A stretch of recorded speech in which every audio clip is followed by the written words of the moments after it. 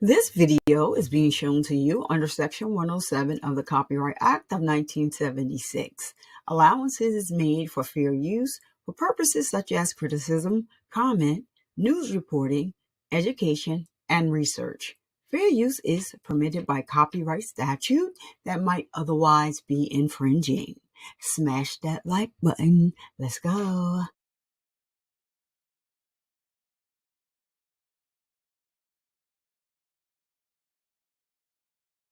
What's up, Survivor Nation? It is your favorite breast cancer survivor speaks, back with another live stream. Now, I pulled up the court docs for Jarvis Butts, and it's saying that he's due to be in court at 8:37 a.m. today. Let me just bring this over here and show you guys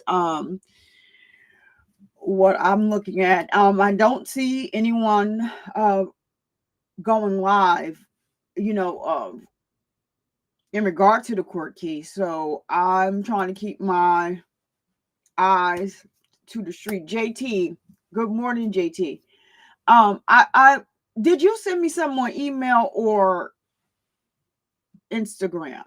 Because I was trying to I was looking and I sent you a message back in Flesh's chat and you were gone. Did you send me an email? Or please let me know, JT, because I was looking for that. So I do have here the transcripts, the docket, excuse me, of Jarvis Butts. So let me go ahead and share this. In the meantime, I am going to be, trying to see if anybody's going to go live regarding this case. This case is getting worse and worse by the minute. Oh yeah. So was that when I think I don't want you to put your Instagram name on here if you don't want to, but I think I responded to something yesterday. I'm like, is JT throwing me off? JT is throwing me off. And so this case is getting worse and worse by the minute. There is so much coming out. So many of the family members that were victims coming out. This is the thing, you guys. They weren't just victims of Jarvis. These family members are coming out as victims of, Shannon Marquita, and the whole household is very questionable. I watched a very disturbing interview from one of the family members. It was so disturbing to me that I took a break in the middle. I haven't finished watching it yet, but if you're not following, let me just bring her up so to give you another point of reference, because this family member is going in and does not care. Give me 1 second here. Let me pull it up because I have her up here. Roxy Rocks on Facebook. That is Roxy Rocks on Facebook. Let me just type that here in the chat. Or maybe I can just get her. It's on my phone, so I can't get the link. I'm not logged in here because I don't want to have too much open and then something go wrong. But she's Roxy Rocks, just how it's spelled, ROXYROX. She is the cousin of Shannon and the family. And she called them out. She's called them out. She hasn't lived in Detroit for a while. Another thing that I'm going to say, I'm going to keep reiterating all day. If you see any GoFundMe's for Naziah Harris, do not donate. Do not donate. Do not donate. There is a rapper by the name of Skilla Baby. He has stepped up, and whatever they need in regard to Naziah, he's already said that he's going to pay for that. So if I'm not sure. Good morning, Jay and Jay. Thank you for coming. I'm not sure, if for any reason there's a GoFundMe up for Naziah. Please don't donate to it. because anything that they need for that, or anything that they're looking to do, anything of the sort, there is a rapper named Skilla Baby. God bless him. He has stepped up and said that anything that they need in regards to Naziah, like he's going to be, paying for that. Roxy Rocks on Facebook. I'm supposed to be typing it in, wasn't I? Hold on, I'm just trying to bring up the stream because I didn't even have it up. She's a family member. When I tell you she's going in, she does not care. Is she going in? She's just not talking. She's speaking to the authorities. So shout out to her on Facebook. She has some very nice merchandise for Naziah.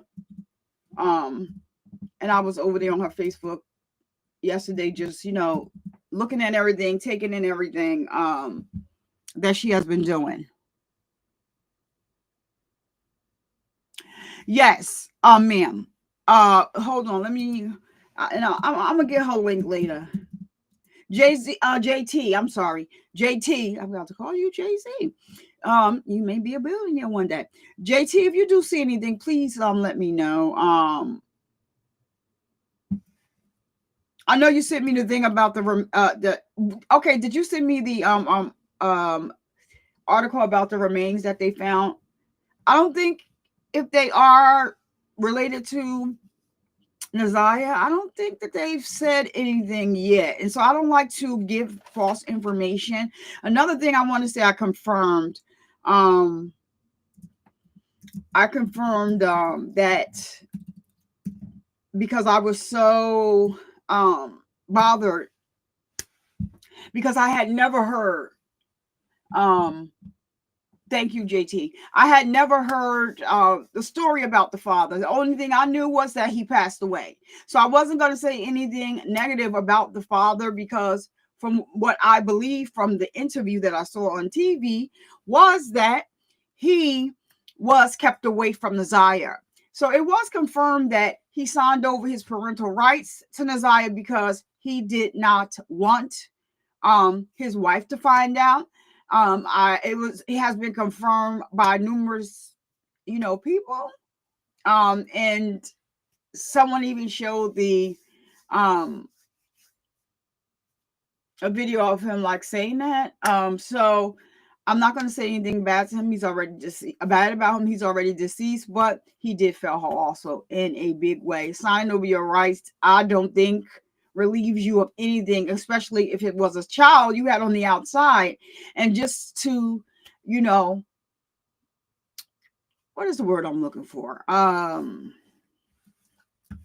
please your wife, but just to get one up over on her, she didn't know, according to what was said. So not going to say too much bad on him. I don't like to do that. He's passed away. And so whatever his karma is his karma. Is him passing away. Being a karma sometime in this day and climate. Some may feel that he may be better off, but I'm going to reserve saying anything negative right now because he's not here.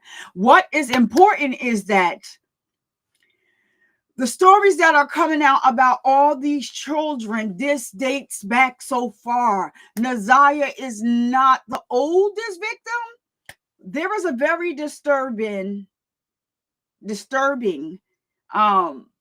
interview of a young lady that was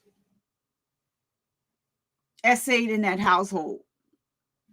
And she said that Shannon gave her her words, piss poor excuse as to why it happened. Well, she didn't. So, but when she said what she said, she didn't say anything. She didn't apologize really. So this has been going on for a long time. And I'm just thinking in my mind that Shannon's mother felt him. She may be a victim of control. I don't know. At the same time, why is CPS so lax regarding this freaking matter? Why are you placing children in their home still? Why does she have, why is children in that home? It is a long list. This is getting crazier and crazier, even though we don't need to take our eyes off of Jarvis Butts.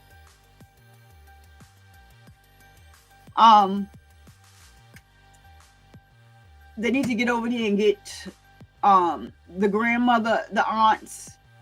I saw a lot. I was just going down the rabbit hole with this whole thing yesterday. I saw a lot of things. I heard a sound bite from Shannon. I'm gonna see if I can pull that up. I was just on a run. My heart is just so heavy.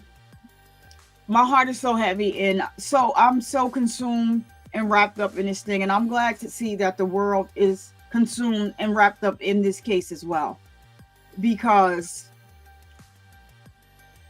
this should not be. It should not be. I don't know if you guys, let me give a few shout outs before I continue on here. So we got JT in the house. Good morning. JT is like a detective for the show. She's like a detective to the show. Very important to the show. She keeps, the show abreast of what's going on. So thank you, JT, for all that you do and all that you send to us. Good morning, J&J. Thank you so much for being here. Let me show you the court docket. Hold on. Let me just say some more good mornings, and I'm going to bring over the case documents that I have up. And today it's supposed to be, yes, at 8:37, he's going to be arraigned. And then they have another time. It's very weird how they have it set up. Yes, when I heard she using the GoFundMe funds, yes. So the cousin Roxy had she's not supposed to have any GoFundMes. The GoFundMe that they had, I think Roxy was initially helping with that because they wanted to give Naziah a they wanted to do something for Naziah. But when the rapper stepped up, Skilla Baby said, "You don't have to worry about anything, I got it." Roxy made sure to go to GoFundMe because she was she was helping, and asked them to refund everybody the money. But now it was turned over to Annette, and so she said that Annette may be using the funds for something else. And this has all been happening for a while. But Roxy is exposing his family. She does not care. CPS has contacted her and wanted to talk.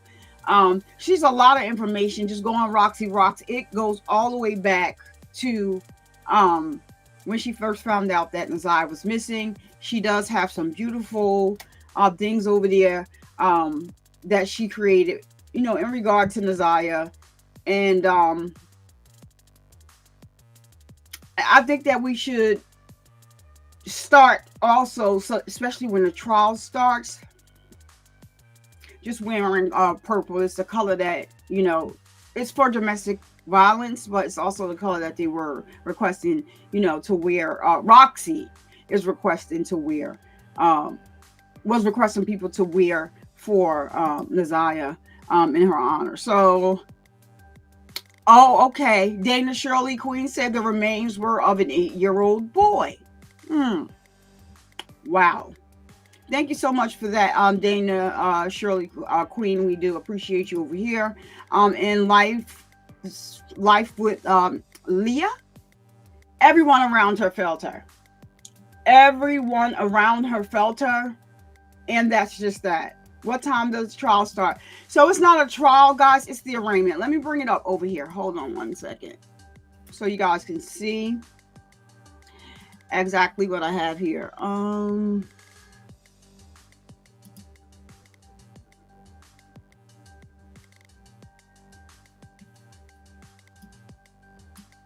What I am looking at myself.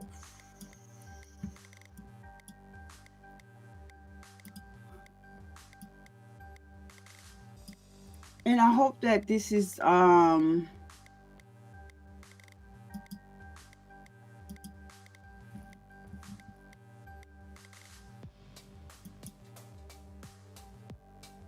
Oh, that's not good. Hold on. Let me just change this radius. Wrong way, wrong way. And I don't know, can I, if I maximize it? So yeah, I'm going to just go off screen. So if I scroll to the bottom here, let me remove this comment, I'm sorry. Oh, why is it not? Hold on. So these are all the court dates that he has had and the future court dates that he will have. All right. It's still, let's see if I could do this. So on the, I don't know why this window is showing like this.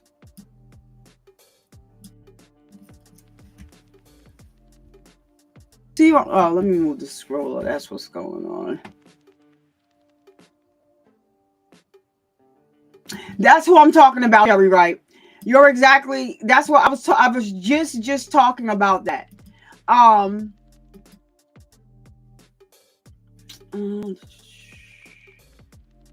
my name is, you know what?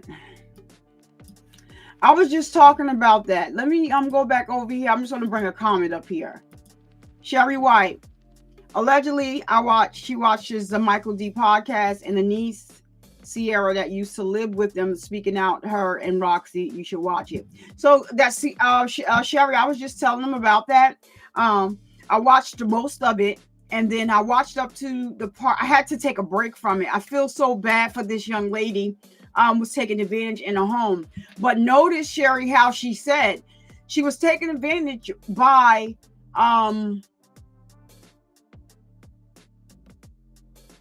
Shannon.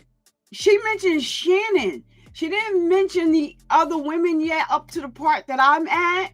She mentioned Shannon. But there is more. There are others. I didn't reach that part yet. I think she took a break and he went to Roxy, and Roxy is definitely taking them down. It's not the trial. It's supposed to be Shannon. Exactly. Leah. It's not the trial. It's supposed to be his arraignment. So that's what I'm trying to show now. Why is my name? You know what? Because that's how I have it set up from the outside. I thought I removed everything from. Hold on. Let me just make sure, because I did remove that. So this name, this is getting on my dead on nerve. Let me see what they say. Hold on 1 second. Hold on 1 second. Let me bring back up my screen.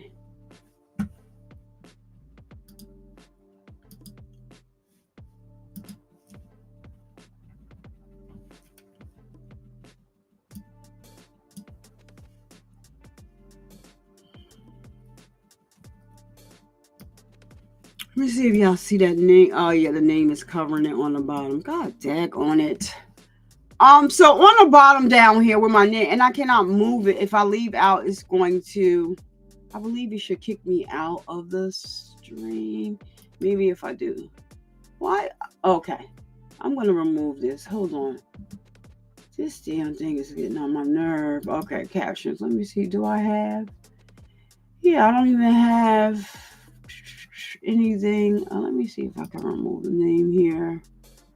No. So under here, I'm sorry, you guys. Right here, you see it says 8:37.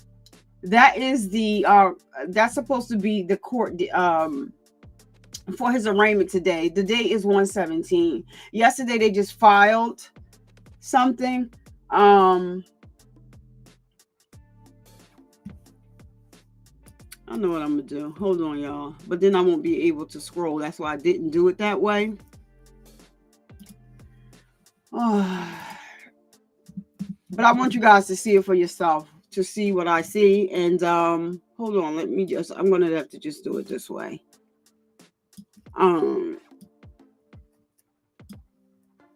Because I don't know how to why my name is All right, so let me stop sharing this.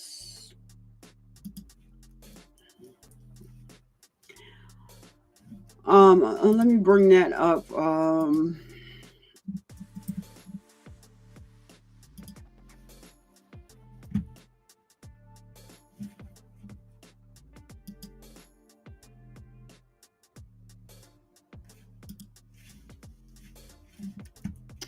right.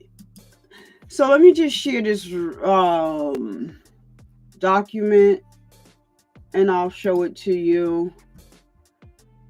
So what time does it start? 8:37 it says. So 8:37 was the earliest I saw, and then he has something because they're different case numbers. The second one was listed as 7:40. I don't see anybody that's live streaming it. JT is definitely good morning, Emily Stokes. Let me know if she sees something. If you look up his name, they have him a bond for $250. He shouldn't even have a freaking bond. I think that maybe in his arraignment that they may revoke bond. I didn't see a bond. Like he shouldn't have a bond. I don't think that has to be some type of mistake, because they have proof that he actually unalived her. Like, what in the world? I didn't see that, but I'll look that up in a minute. Give me 1 second. I just want to bring up this, and then I want to get, all right. So you guys see that date down there on the bottom, 117 here? Arraignment on information at 8:37. But there is an additional,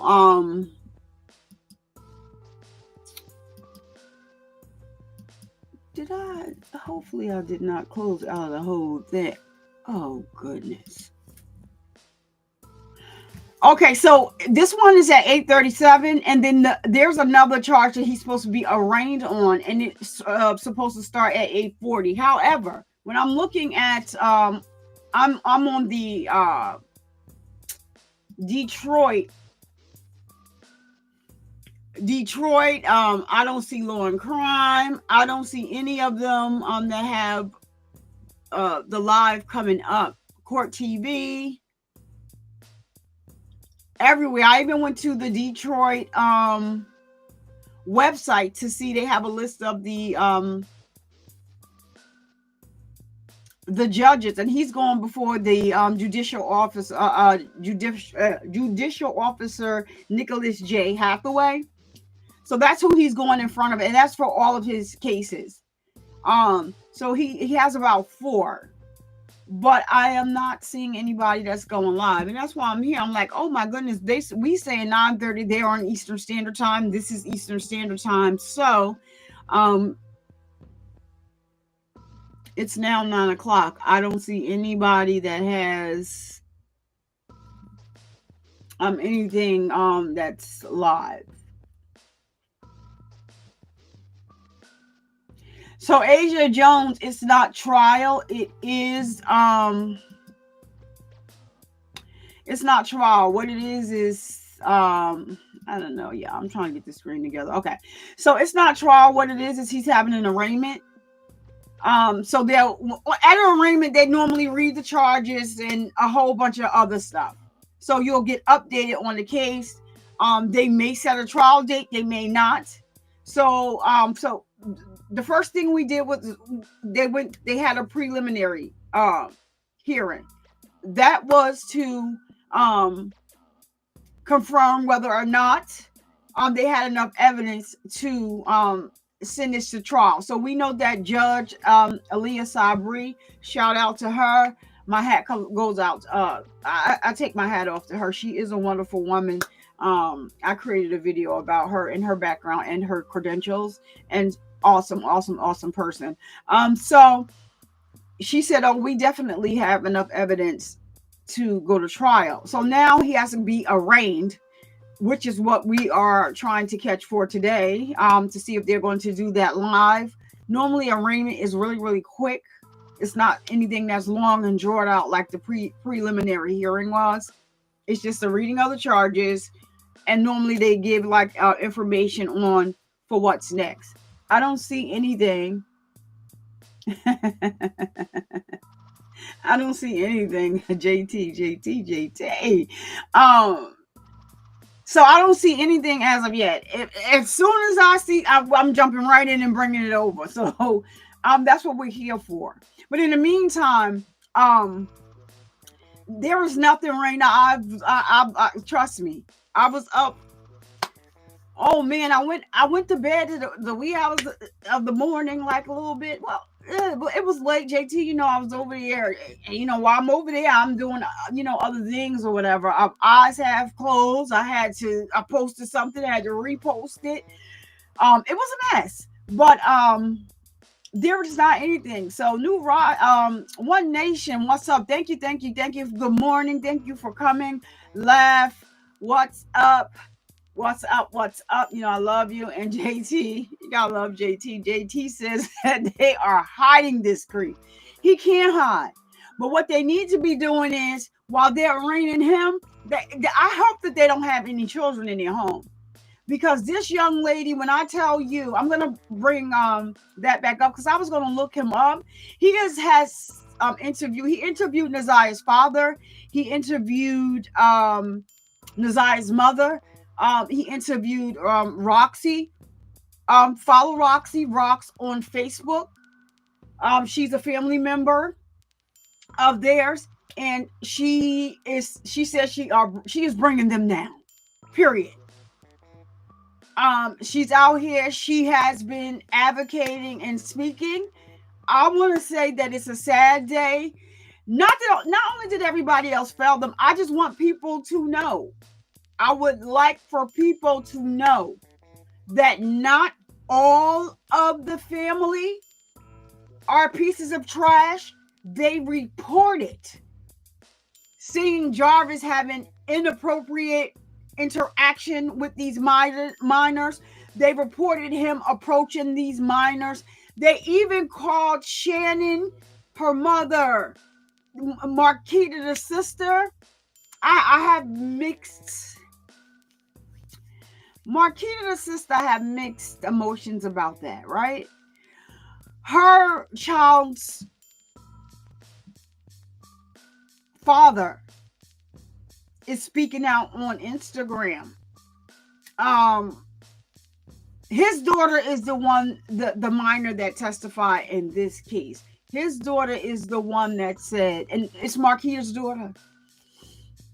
Nope. She's the one that kept telling him no, and he took her home. My thing is, Shannon, and I'm gonna say this again. If you've been through this thing as a child, I know it wasn't easy for you. Somebody had to groom you. But as a child, doing adult things, sometimes we don't even want to do as adults. Let's be real. It had to be uncomfortable for you. It had to be, I'm pretty sure, if anything happened to her, had to be uncomfortable for her. Why would you put yourself in uncomfortable situations? And allegedly, according to Roxy, according to the niece that is speaking out, Roxy has her back. If she's watching, because you never know where they're watching, the world, like, we all have your back. Tell your truth, baby. Continue to keep telling your truth, Sierra. And according to Sierra, it was Shannon Harris that took advantage of her. And like I said, I didn't even finish watching the interview. It's that disturbing to me. And so, according to this interview, Shannon was well aware. They all are well aware that Jarvis Butts was touching and messing with all of those children in that house. Now, this is what bothers me the most. As I stated, Shannon, if you were touched as a minor or taken advantage of as a minor, essayed as a minor, I'm sure that it was very uncomfortable to you when it was going on. I'm sure it was. Why are you putting your children in a place for a man? She said that he told her, and I told you guys when I first started reporting on this story, he told her about his charges.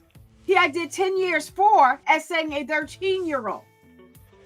So in 2005, he was on the essay offender registry list.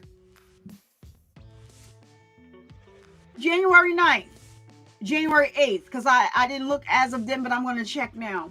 January 8th, 2025. Y'all heard me. Y'all know I'm a breast cancer survivor. Sometimes I have a little chemo fog. Just give you a little disclaimer. If you hear me going somewhere, sometimes I might pivot. That I have a chemo fog brain. It's never going away. I'm going to be, y'all, March, I'll be 18. I'll be an 18-year breast cancer survivor. 18. Well, that was the diagnosis date for me of 2008. But so I was cancer free September of 2008 because they had to fight the type of cancer that I had. I don't really want to get into my story, but it was aggressive, so they had to fight it aggressively. I'm not supposed to be sitting here talking to you all. A lot of people don't survive that type of breast cancer. So I'm forever grateful to be sitting here with you and talking to you. And I believe that this is advocacy work, all of us, just because I'm here and you're there. We're in this together. This is advocacy work. And we are bringing awareness to this thing because this needs to stop. We need to protect our young Black women. If you touch my daughter, you're going to get hit with a two-piece. You might come to me and be like, well, yeah, you might have to change the story. But you can trust and believe you're going to get hit with a two-piece. My daughter probably going to mace you, all that. My mama taught me that. You put your hands on me one time, I can't breathe. I can't take it. A lot of women aren't that strong. So I don't want to come off like, but that's just how it is. I'm just saying that to tell people. And this is something that I instilled in my daughter, and this is something that I have witnessed from my daughter. Nobody was even trying to touch her inappropriately. Like, she mistook what I said. And she young hooked off on somebody. Like, don't touch me. Yes. Teach your girls that. Watch the men you bring in your house. My husband does not walk around without a shirt on ever. I never had to tell him that. His mother raised him like that. He don't walk around with no shirt on. And he don't walk around in no underwear. He have on him a pair of shorts or some sweatpants. He never comes out, bare chested. People need to watch that. I never liked that. My mother didn't either. Your significant other should not be showing any type of that. All that is, children are impressionable. And maybe I'll pull up, I'm going to do that. I'm going to pull up Nazia's Instagram as well. She has 2 Instagrams. In some of these TikToks that she made, that she posted to Instagram, why is there a lock on the refrigerator?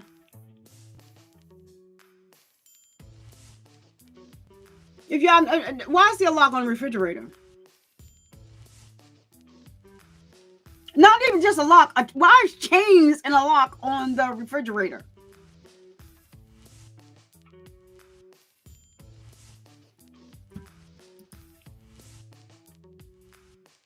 Let me see. I'm looking, y'all. They have not.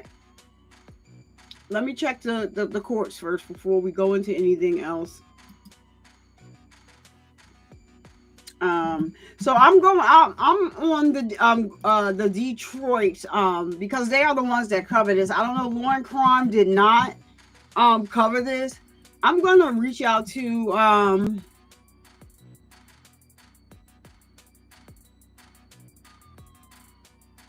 Karen Rusan on Twitter and ask her, are they going to be covering this case once the trial starts? Because I think this is very important for the world to see. It's not just an African American problem. It is a problem. But in our communities, We got to stop with that. We handle it in-house, hush, hush, hush. Because you see where that's getting us. That's not getting us anywhere. You see something, do something, say something.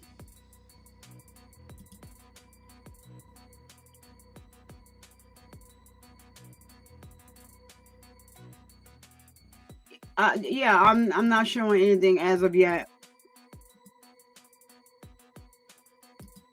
Nothing as of yet. I don't understand why they're not. I hope they're not hiding him, JT. I hope you're not right, but it's not up. So laugh always. Hi, good morning. I'm gonna bring up her Instagram in one moment, and I'm gonna bring it over for you guys to see it. Some of the stuff I can't play because of copyright strikes, because she has music in the background. Some of the music I have to just, if he bounds out, he gonna run. Well, supposedly, so we know we saw him in court limping. And he had that mask on the whole time, and he's the only one that was hiding. Same like the Dow Brooks. But he allegedly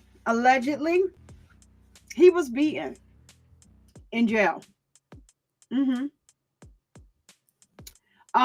don't take too kindly to that. Inmates don't take too kindly to that. And so that's why they try to keep the PDFs separate. PDF is the word for. You guys put it together because YouTube don't allow you to say some things.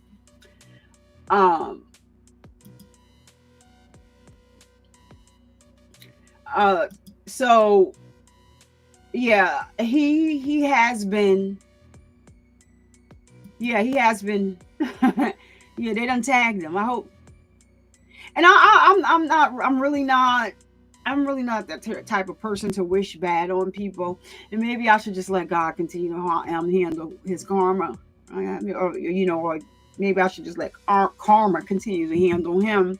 But I'm not going to say I'm not dancing inside. I'm sorry. You don't mess with little children. They don't know what's going on. Wait, what did you want to know on One Nation? I'm sorry.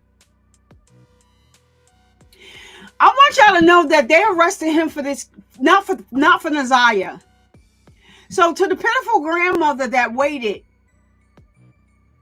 So she got on the stand and said that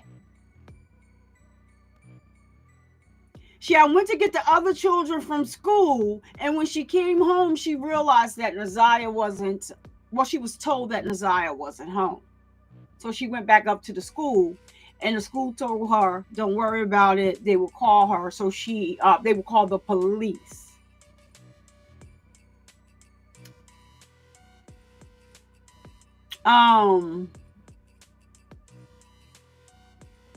The grandmother,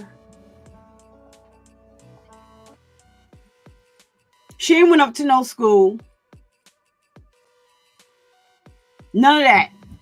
They did not report this crime till 30 days later. Jarvis was still coming around near their house. The grandmother said, "Oh no, he'll pull up outside. It was rare when he came inside."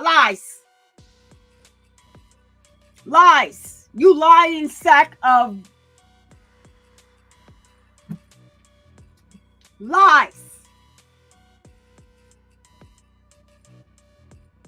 Shannon, Jarvis told you what his charges were and asked you what you wanted to do. According to you, you wanted to give him a second chance. Let me see if I can pull that up. I'm gonna pull that up. I'm gonna pull. But you know what? I heard the sound bite. Well, I didn't see that interview. Hold on. This one I'm gonna do.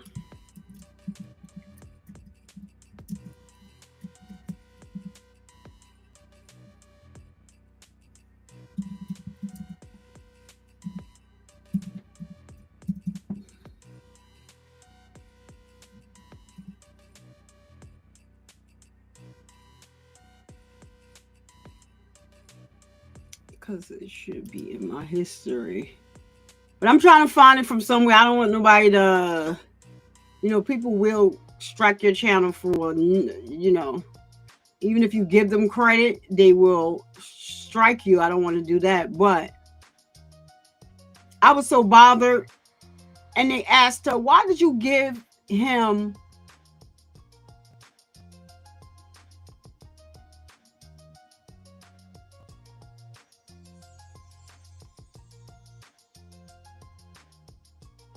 why would you start a relationship with him? And he told you what? He told you he was a PDF. She said if society can give people another chance, then she figured she could give Jarvis another chance. He is the father of her 5 children. So, desperate, I'm not. That's what she said. Lies. Lies. You're very desperate. I want to give the correct credit to the person that's doing the interviews with the family. And you guys go ahead and check him out. I'm going to bring it over. Hopefully he does not. I'm going to drop his link in the chat. I'm going to drop his link in the chat, and then I'm going to bring over. Let's watch an interview.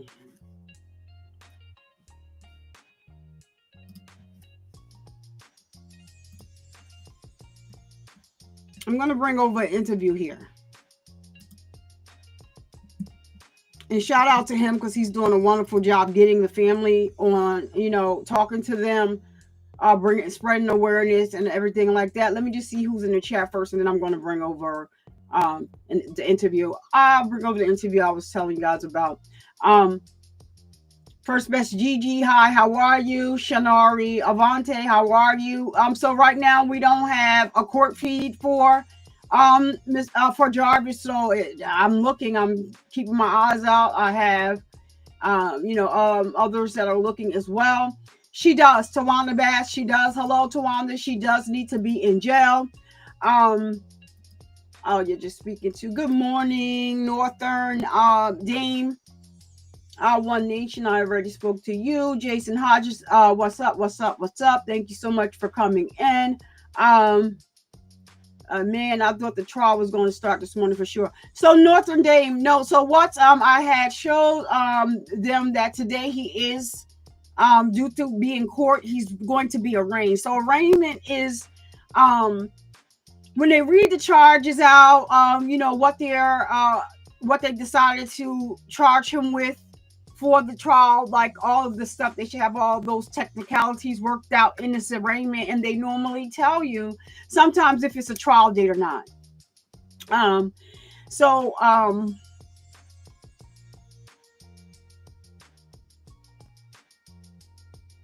Yeah, and that's what some.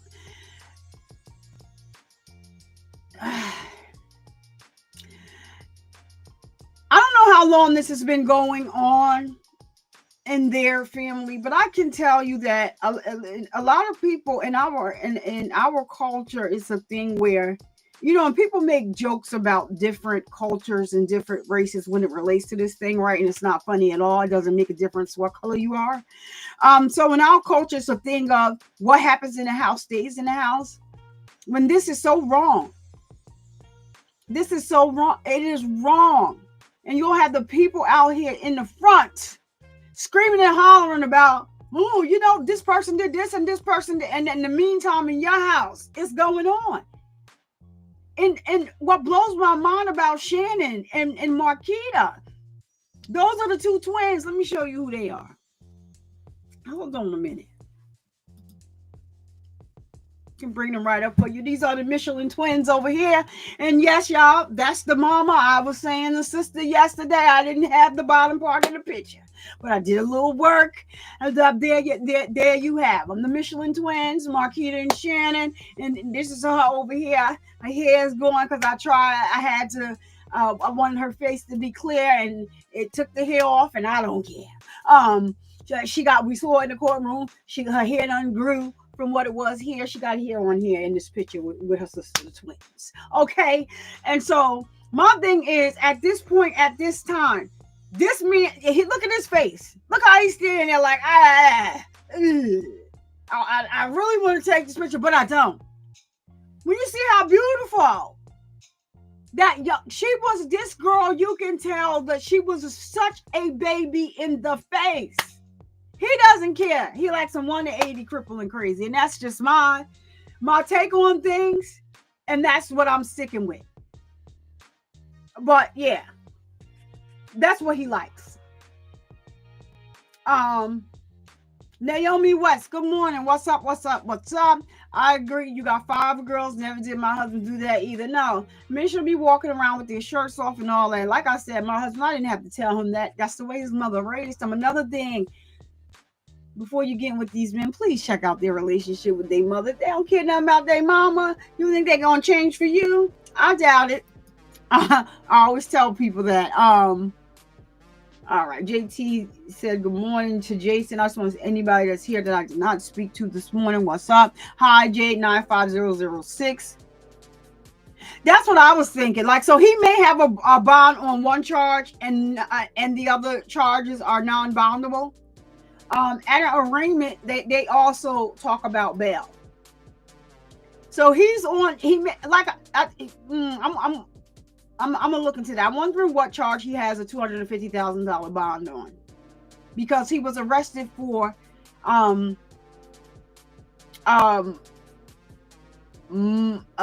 essaying a 13-year-old and a child 4 years old or younger, the child that he gave the media to.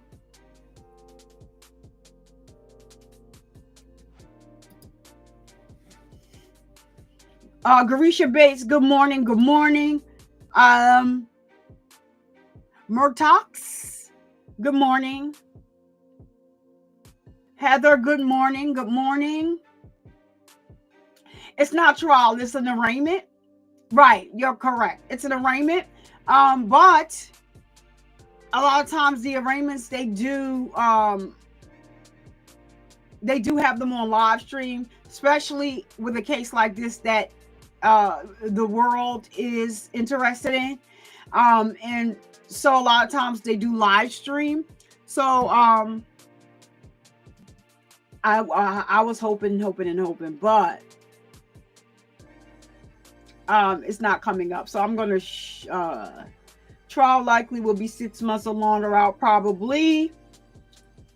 Asia Jones, I believe I said hi to you. Okay, Tika Juber, hi, how are you? How's he been tagged when they say he was being protected from general population? That's why he's protected from general population, because they say he got this behind tore up.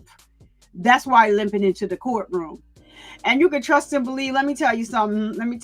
Not, like news flash, news alert. I was a correctional officer for 7.5 years. Not something that I did, but you can trust and believe. Guys like these, he can be got in protective custody, and sometimes people will risk their freedom. They don't care. It could be a trustee that has that is working in the area that may have a flashback or something. And they normally interact with those inmates, the trustees, because they are like an extension of a correction officer. And one day they might just pop the door so they can give him a tray, pop the door, let him out for a shower. And the trustees that's working in the area like F it. And they still off on him. They said that he was tagged. That's it. That's all.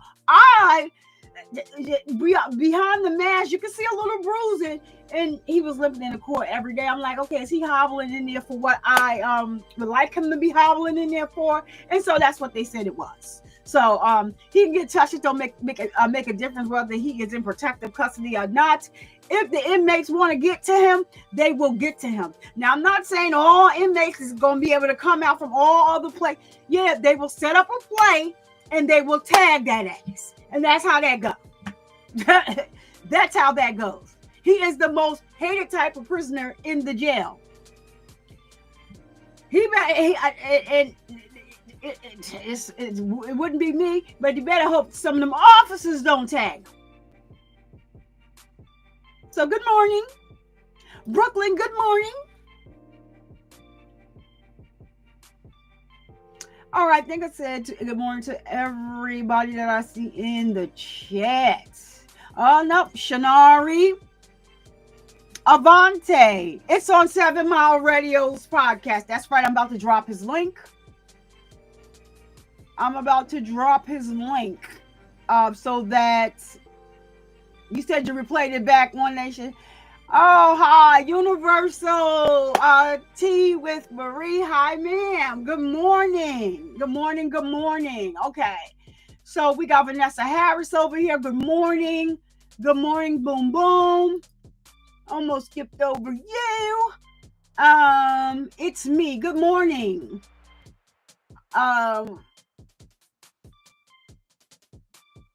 All right, I think we're at the bottom.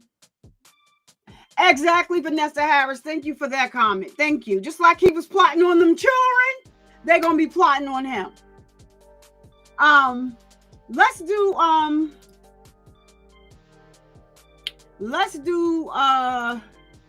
let me get his link first. 7 Mile Radio.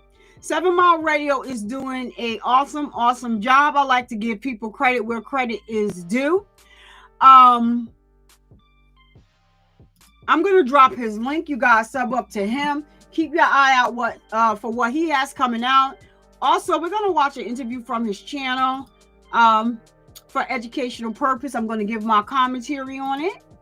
I'll reach out to him later and tell him that I did and that I am sharing his link here in the chat. You guys go sub up to 7 Mile. Like I said, he has been doing a great job over there on his channel. Let me see what I was watching this morning.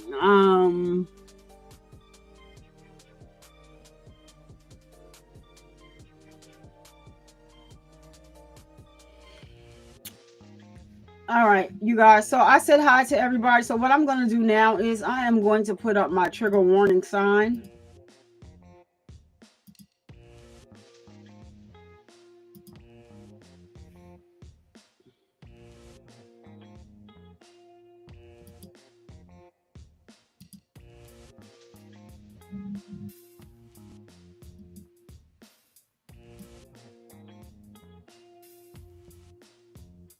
Yeah, so this is the interview.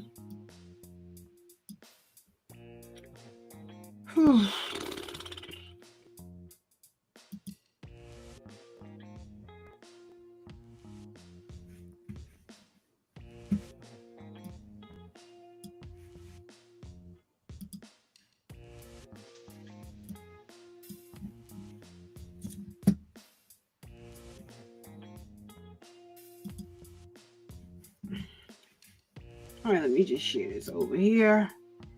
I have to leave the music in the background because I just want to make sure that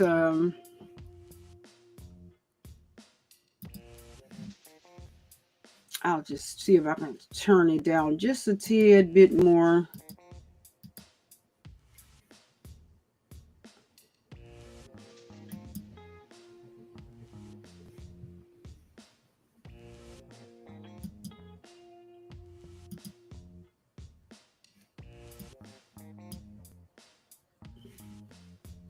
Let me see if I can just turn this down. So this is the cousin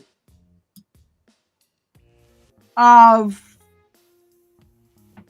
Shannon Harris and whoever else is over there. And she lived in a home with them. Her name is Sierra. She's had a hard time. So her, along with Roxy,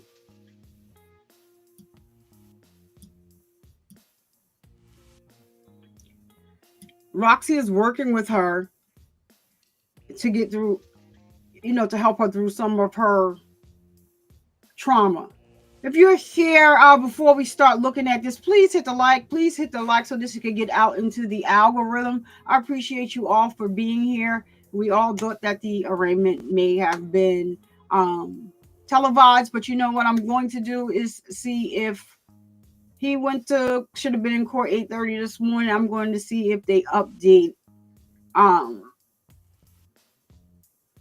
the website and see what it says. Good morning, Kiss and Pink. All right. So without further ado, let's get into this. Trigger warning. Just want to say, if this bothers you, if things like this bother you, I'm going to ask you to log off now. Or if you can't, if it bothers you, just log off, because I don't want to trigger anybody, but I want to bring awareness. So, let me do that. And I want to say that if anybody is here from Detroit, Michigan, and you know of any children that have been victimized by Jarvis Butts, there is in my description, I have the information, but I'm also going to put the information here. Mods, you can copy this information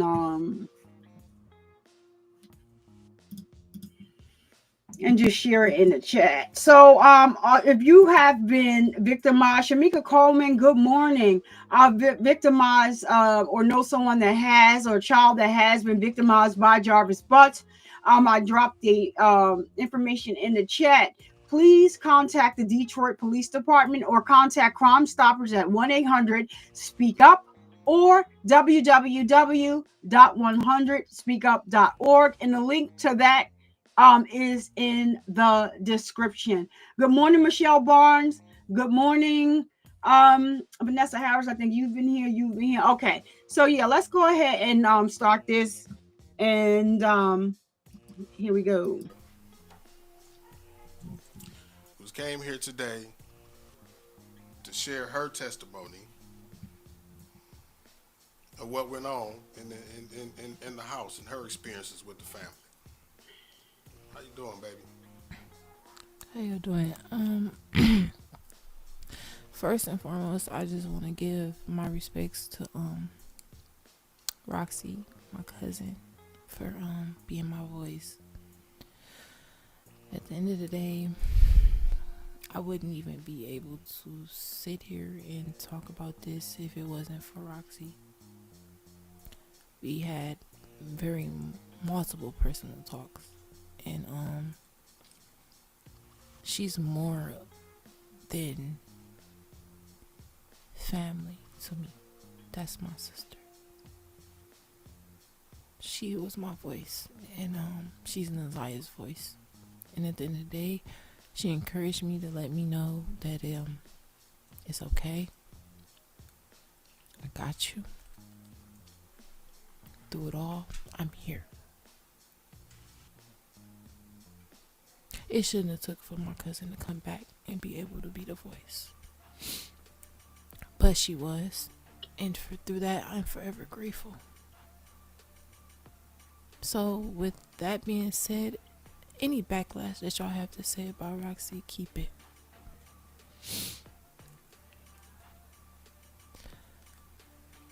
Furthermore,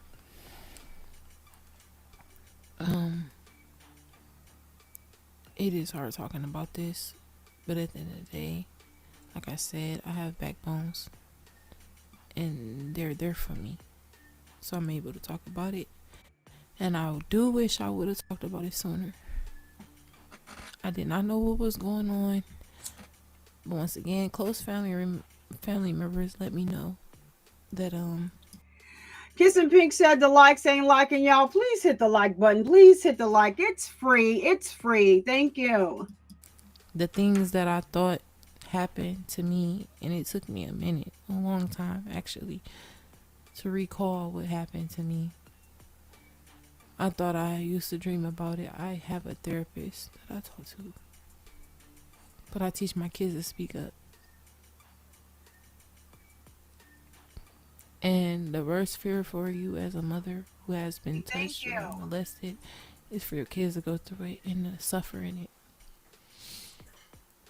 And Roxy told me, when you're able to talk about it, talk about it. And she encouraged me. So once again, I'm here, and it's not about me. It's to bring awareness on the situation.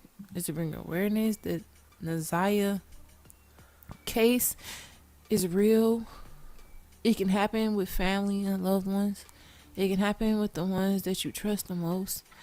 And talk about it. Speak on it. If you see something, say something, because a lot could be prevented. And the ones who don't believe my testimony, I pray for you. I love you very much. I don't hate you. I pray you seek validation in your life, and I pray that I mean you well. Who I hate, and I don't have hate for no one.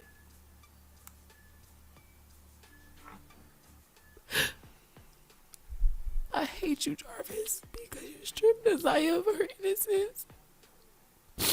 Something that was once done to me, and I know how it feels to seek validation in the ones who did it to you. Because once again, like I told y'all, I love my cousins, and I seek validation in them for asking them, and for still knowing what they did to me, and still trying to reach out, and still wanting to be around them because it's family. Like you told me that, part of the reason, or the main reason why it was hard for you to speak about this for so long was because, these are your family members, and you love them. Yes. And you didn't want to hurt them. No. And that's the exact dynamic. That's the exact component that keeps so many kids silent about what's going on in the households, because they don't want to hurt the people that's hurting them. And you said this is going on from age 6 to 12.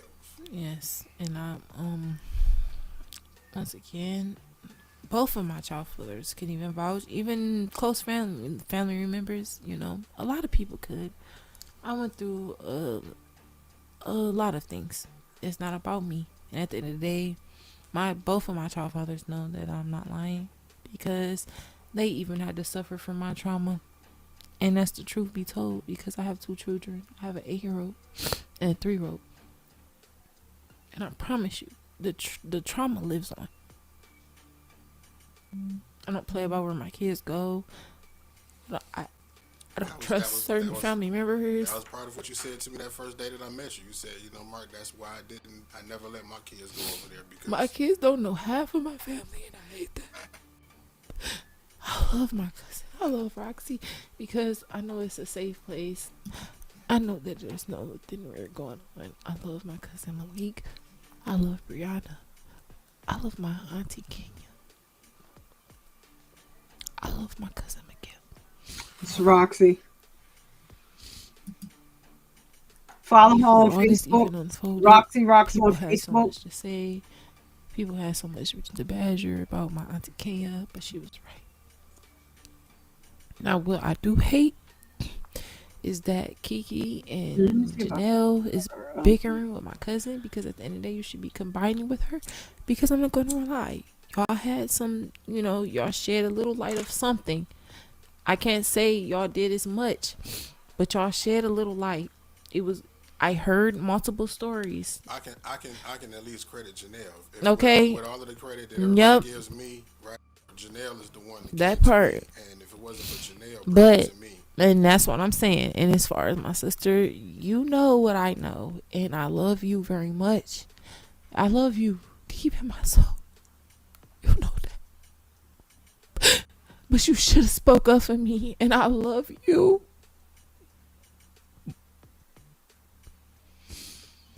But here I am. Okay. And Yeah. I'm gonna stick behind the ones who was my voice. And now it came to the point where they gave me the strength to be able to talk about this, and it's not about me. I just want to raise the awareness that things get real, and say something. You see something, because it can prevent so much. It can prevent so much. And I wish I would have been able to prevent a lot, but I can't lie. I was going through a lot, and I didn't want to badger anybody because it happened so young, and I was figuring it out.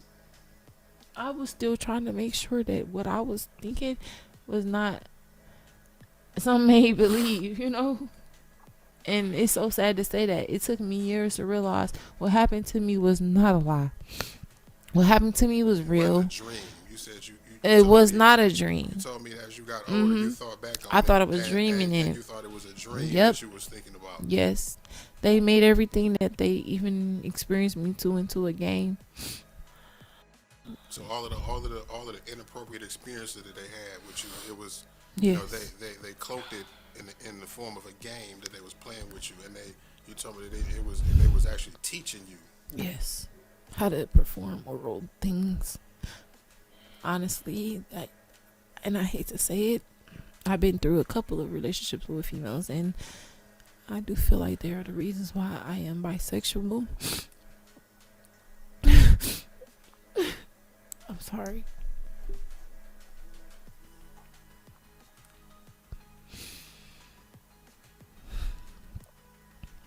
I teach my kids to say something.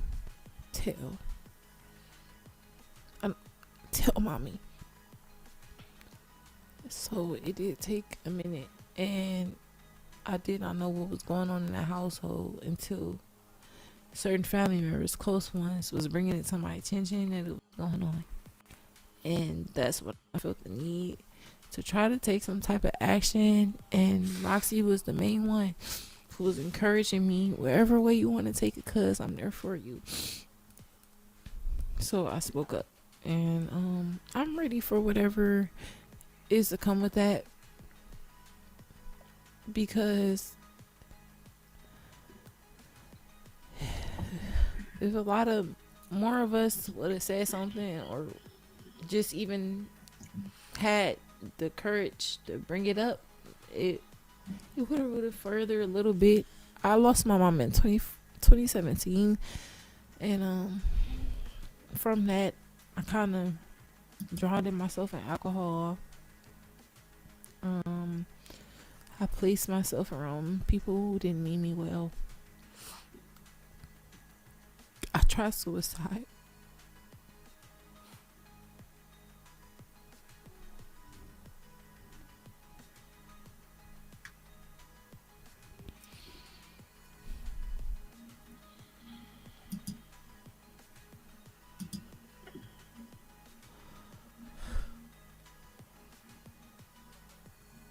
I was going through a dark path, and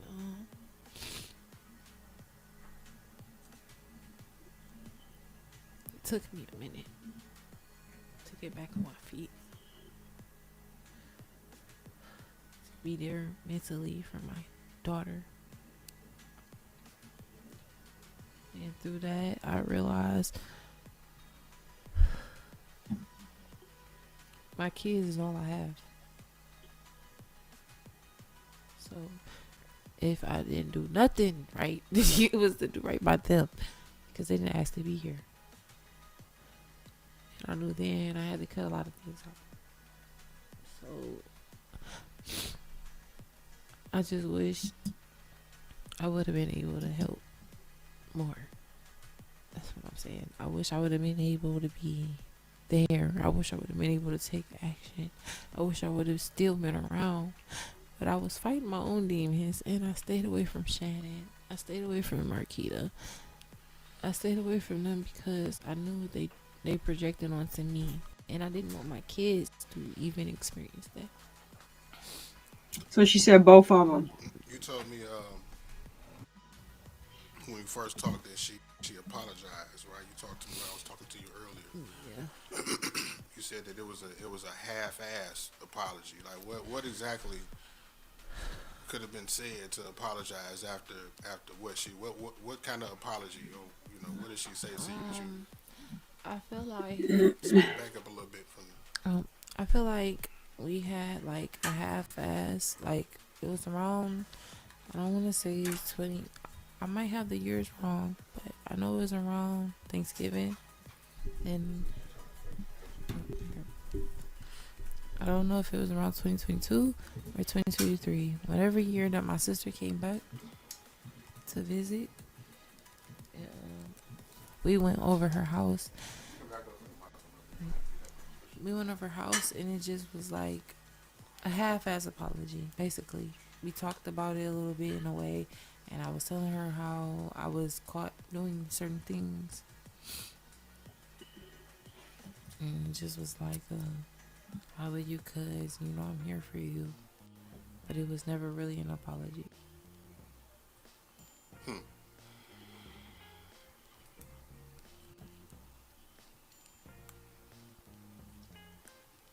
Roxy, what you got to say? You want to say something?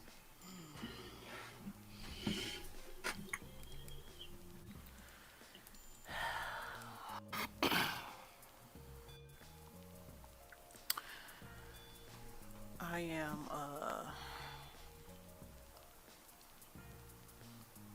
I feel enraged. However, I am glad that you listened to what I told you to do. I told you that it was important for you to speak, whether you spoke publicly or privately, for your own healing, because that was important for you. Same thing I told you. And to not let them get off. Because I told you I was coming for them, and I was going to be there for you, and I meant that. So I'm glad that you got the courage to get your healing that you needed in the way that you saw fit. And I'll be there for the next step too.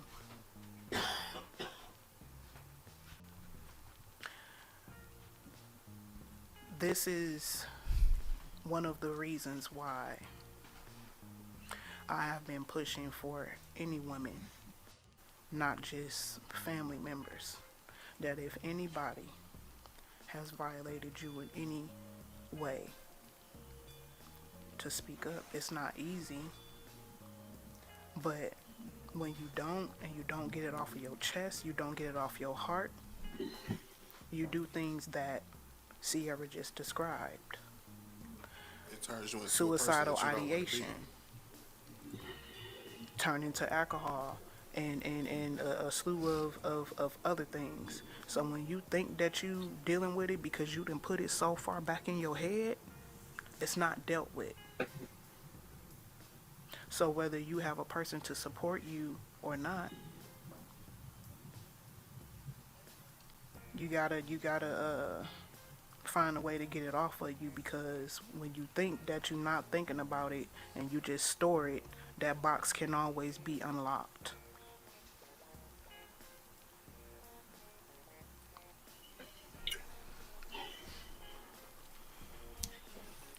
If you, because I know she's probably watching, right? Because Bebop and Rocksteady and Master Splinter is always watching my shit. Like as a victim of hers, and if you could speak to Shannon on behalf of Naziah, what would you say to her? See? Shannon. Because, just tell the truth. I know you was scared. Whatever happened, it happened. Just tell the truth. I know you was scared to raise the kids on your own.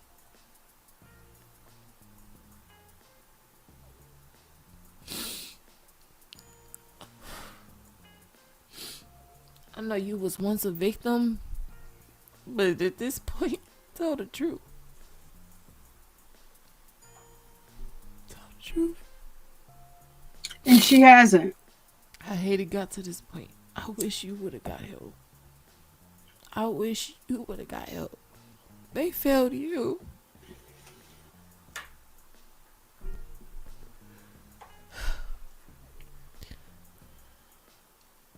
But at this point, help Naziah. If you had any love in your heart, help Naziah. You know what I'm telling you. It's not a lie. I don't feel good saying this. I don't get nothing from this. Nothing. And you know how much I love y'all. But this shit right here, I was believing y'all for a minute. I really wanted to believe you.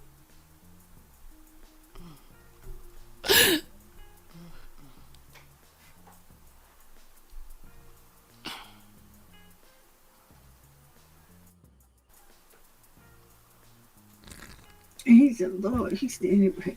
He got the weed, Lord. Oh, I don't know. But with that being said, just tell the truth. It's up, Shannon. We had personal talk as well, and I just wish a lot of things would have came to the light sooner. Wish that you wasn't, or things didn't happen to you the way it did. But at the end of the day, you had multiple chances to protect someone that you love, and you failed. And for that, I can't forgive you because I love Tuna so much.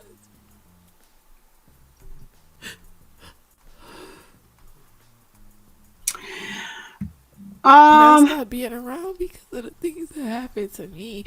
And if you can say what you want, you can feel how you feel. And I love y'all. Y'all know y'all did. Y'all know how much I love y'all. But at the end of the day, the things that happened to me stopped me from coming around. It stopped me from introducing my kids when I had them. I lost my mother. I don't blame her. In the midst of all of that, I was going insane for real. So I knew I was doing right by not bringing my kids into this, but I didn't know nothing about until it was brought to me, and my close family members was telling me that you was in relations with your child father who was a predator.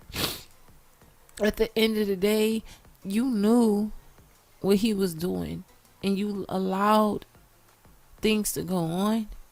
And my baby, you know who she is, and I call her my yellow banana baby. You let her come forward and say that something happened to her. You turned right around and said she was doing that for attention.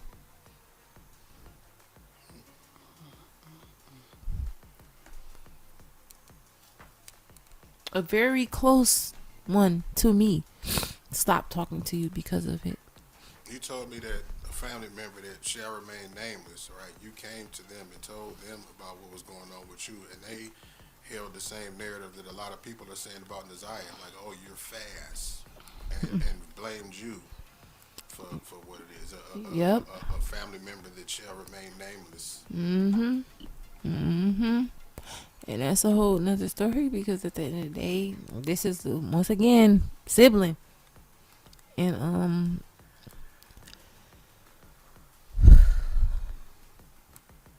I gotta live with that. But do I want to say your name? No. But you know. You had multiple times to help me. You badgered me, and hurt people. I'm a big believer in that. You're right. But if you see something, say something. And for you to be someone that was a role model to me, someone that was close to me, someone that I trusted, someone that I could talk to, someone that I could tell my problems to, or just someone I could confide in, and you didn't do nothing about it. That shows your character as a person. And I could just understand why you would hate for the truth to come out.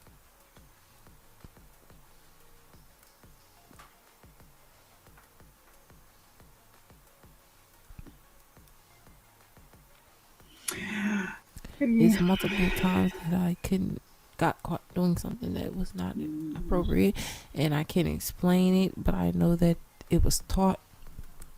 So any sane people was around me, family occasions and like events, holidays.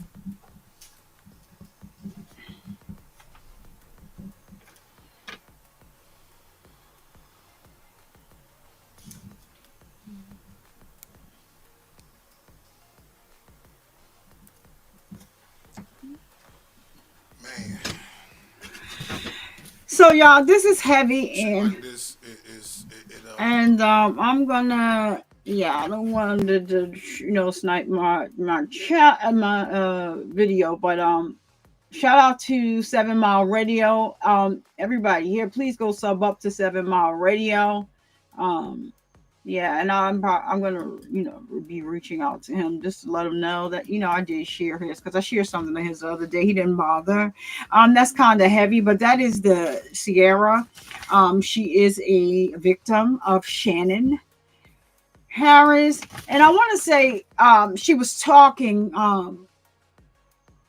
like and reading in between the lines when she said she went to this person and told that she should rename the name was, I believe she's talking about Marquita. It also should be known that this is why I don't feel sorry for the Michelin twins. I don't feel sorry for them, right? When something is going on, sometimes you want to be, you take it in and you're like, oh, okay, you know what? Let me just chill, How are you before, how are you in comments laughing at people, arguing with people about what happened about these children being essayed? How is that? And so Marquita, according to Marquita's son's father, daughter's father, she is the one that got on the stand and testified, the minor. She's 9. He got thrown out the courtroom, he said. He said because he was getting ready to put the pause on Jarvis. And that his baby is so brave. And he's mad because he was not there for her. He did not know.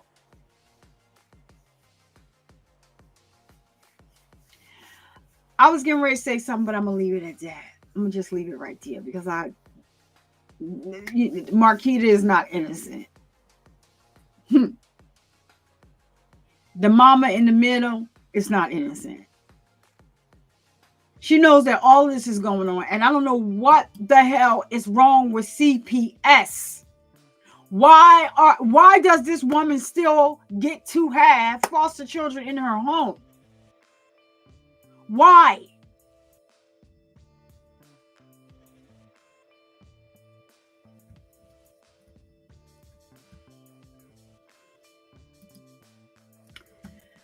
I'm gonna just bring up Nazia's Instagram. Take a look at it for a minute now. As I stated, so she had 2. And you can look in her face and tell that she was a little girl. So wait a minute. I think I want the other one. Okay. So she has 2.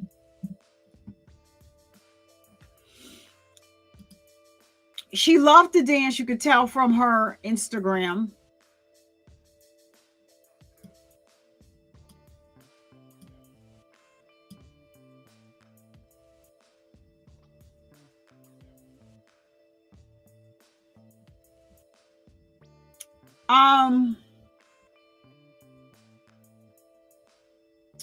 I'm trying to see, is the video on this one where you can see the lock on the refrigerator? Or is it the other one? I think it may be this one. So for the music parts of it, well, I have music on, so it should be okay, but all right. So Red Bunny, what's up? Before I bring this over, Red Bunny, what's up? You came in. Yeah, he had an arraignment today, and so far it's not it hasn't been live streamed. I've been checking. So he should be out of the arraignment already. Normally at arraignment is really quick. Normally they read the charges. They talk about trial briefly, and if they have a trial date set, they normally make sure that the prosecution's calendar is free. Whoever's defending him, they're able to that they're free on those during those times, and that the judge is has an opening to start this trial. So unfortunately, Judge Aaliyah Sabri is not presiding over the case. She doesn't do criminal cases anymore. She just did presided over the preliminary hearing. So they didn't show the arraignment today, but I'm going to try and pull the court docs to see what they said.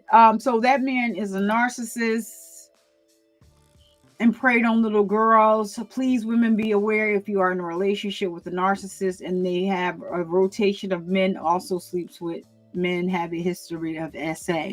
So I don't know about him. It has not been confirmed whether or not he messed with the little boys, because it was always the girls he had at the shop. I don't understand, like, with his history, right?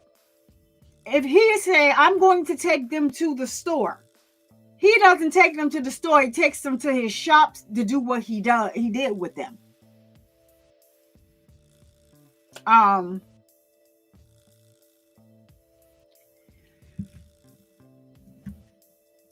It is just too much. Lex, how are you? No, it was postponed yesterday. Actually,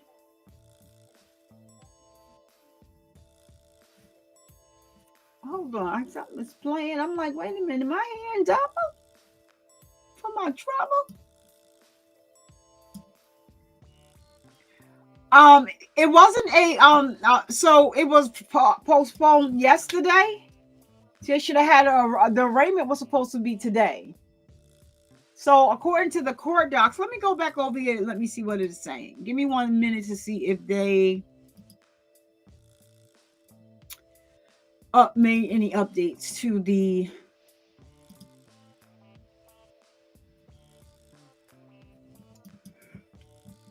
court records. Hold on 1 second.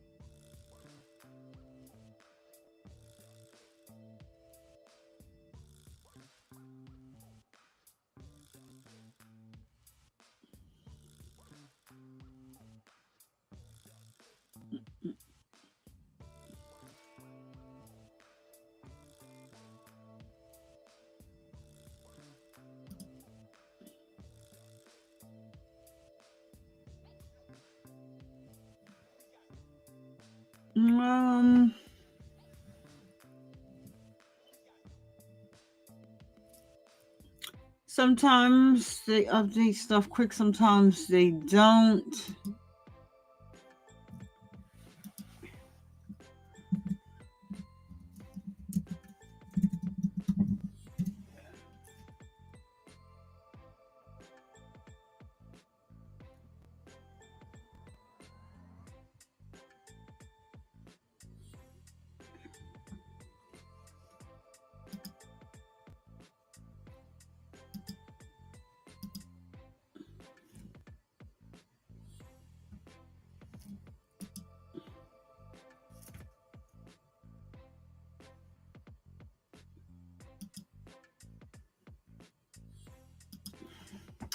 Gotta put all this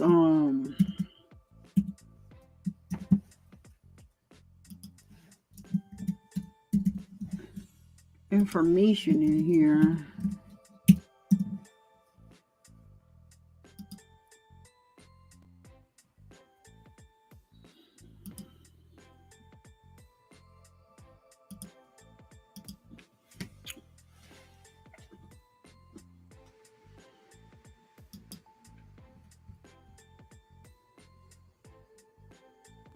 No, it's still saying, I don't see where they updated anything. It's still saying 117, but it would have passed already because it was at 8:35 and 8:40 this morning that he had an arraignment. Here they have it. Here is pre-trial, 8:35 a.m. They did not live stream this. So I'm going to just look back at the he had a calendar conference 8:36. So they did. That's how they booked it, because he has like 4 different case numbers here, and so I guess they just scheduled it all for today, right, on one after the other. It may be something. Maybe he didn't even, because yesterday, where's that one? It said 116. Amended information with notice of intent to enhance his sentencing. We did hear that already during the preliminary hearing, in the closing arguments for the prosecution, that they upgraded his sentence, enhanced it, because of the testimony of the 9-year-old and because of the testimony of Cordell, his business partner. His last name is escaping me right now, but we had on this channel, we had went over his charges as well, but he didn't have anything for SA, but he definitely likes to put the pause on pregnant women. He has like he was a 3-time offender when it came to that. So yeah, one late night we went over his information, because I wanted to know, the people in the chat, in the chat, the subscribers, my moms wanted to know, like, okay, so that was his business partner. What is he in jail for? So I'm going to say about Mr. Cordell, they call him King. I don't think that there's any way that do I think that he had knowledge? Absolutely. Was he involved? We can't prove that. I just find it funny, right, that when Jarvis got arrested, he contacted him, and it could be he could be telling the truth, because Jarvis made it seem like that to him. I don't know, but they were just together a lot. He contacted him to get his cell phone out of his fiance's car. So y'all know he had the baby mother, Shannon, with the 5 kids, letting him hit it and quit it when he wants, at the same motel that he brought young Naziah to, the last place they saw her alive. Somebody saw her, had eyes on her where she was alive. She was checking into a motel with this piece of crap. So do I think he knew something? Of course. Because, like, why would he call you to tell you to get his phone out of his fiance's car? Because he didn't want her to find it and see all of the women that he was dealing with in the phone. He's a handful. I'm telling you. He likes them 1 to 80.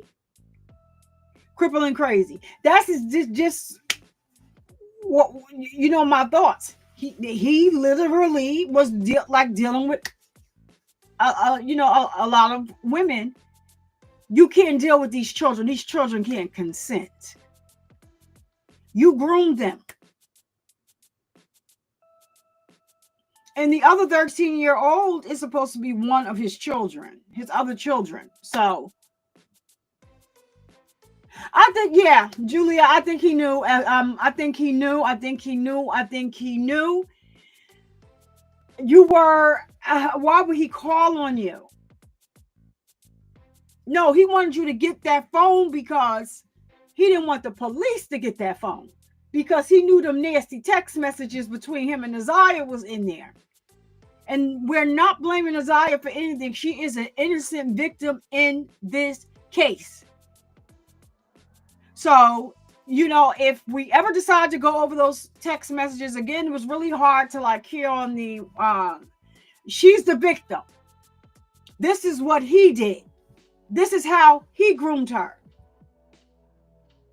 He don't get a pass, and we're not going to, have too much to say on Naziah. She was a child taken advantage of, and that's it, and that's all.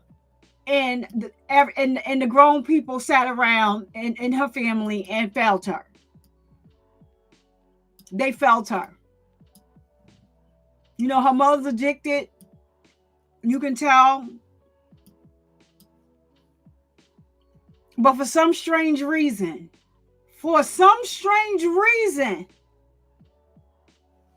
the grandmother didn't like the mother. The grandmother didn't like the fact that the mother got the daughter a phone. And so understand, when they asked about her, she just simply said, I don't talk to her. You don't talk to her? Why you don't talk to her? You don't talk to her because she said she went through the same thing? You don't talk to her because she said she went through the same thing all her life growing up, and that you are not supposed to have children in your home? CPS knows this. But why did it take CPS so long to come around? They didn't come around immediately when they were advised that Naziah was missing. They didn't charge Jarvis Butts to 8 months later. And I know that, they need to do their research or whatever have you, but when did y'all start? But I am going to say that the lead detective, once she got going, she got going. So I'm not, once she got going, she got going. Once they got that phone, it just opened up the floodgates for them to learn so much from that phone. And thank goodness, I don't know when people are going to realize text now. Oh yeah, they was able to pull up the records. If the grandmother and the aunt won't be arrested for having a hand in this, but I 100% believe that they should. They definitely should be arrested for getting on the stand and perjuring themselves. Because you got on the stand and you lied. If you listen to their testimonies, you can hear the contradictions. You saying this and your mother saying, yeah, I didn't sit down and rehearse this good enough. Newsflash. We don't believe you. The grandmother got up there like she was the saint of the freaking year. Lying.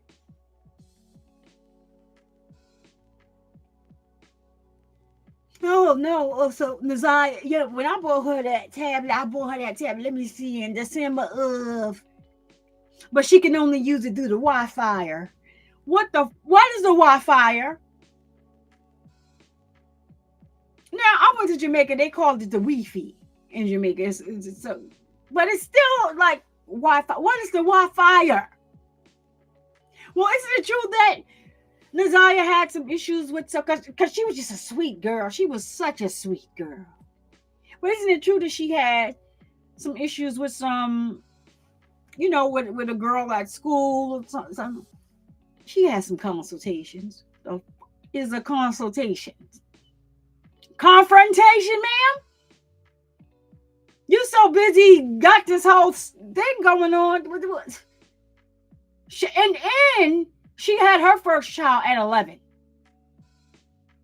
So a lot of times, when things happen to other people like that, they tend to think that this is all right.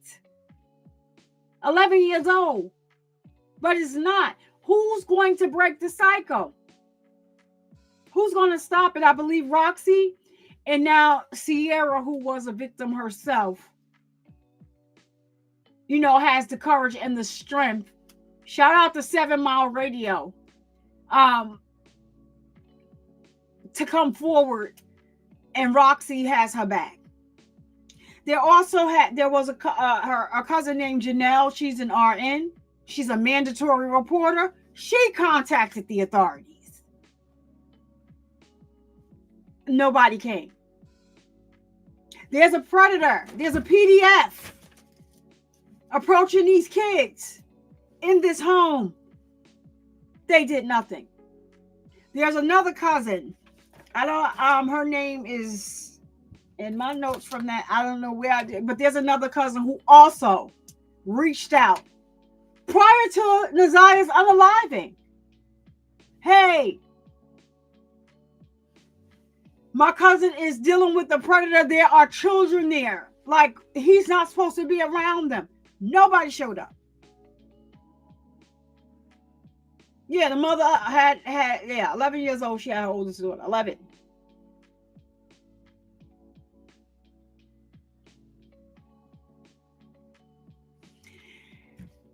It's just a sad situation all around. However you look at it, it's a sad situation. I want to take a look at Naziah's hold on. Yeah, here it is. Okay. So we're gonna take a little peek into Naziah's Instagram. These are TikTok videos. She loved to dance. So y'all, I'm going, let me see, because she has music behind a lot of these. So I'm sorry about the music, but I just don't want them to strike my video.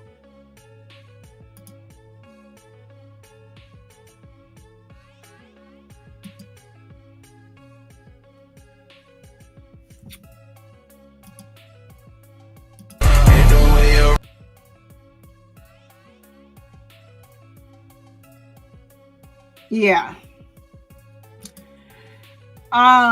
Let me see. Is this the one where you can see the lock on the refrigerator? See the lock? Y'all see the lock? Look behind her. You see the lock on the refrigerator? A big old chain and lock.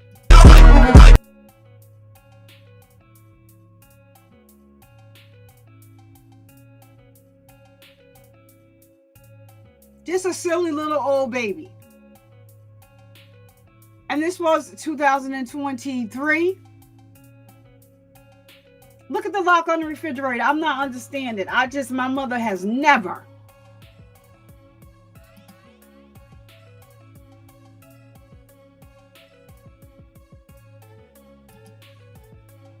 This one she had covered her face up. She was a little baby.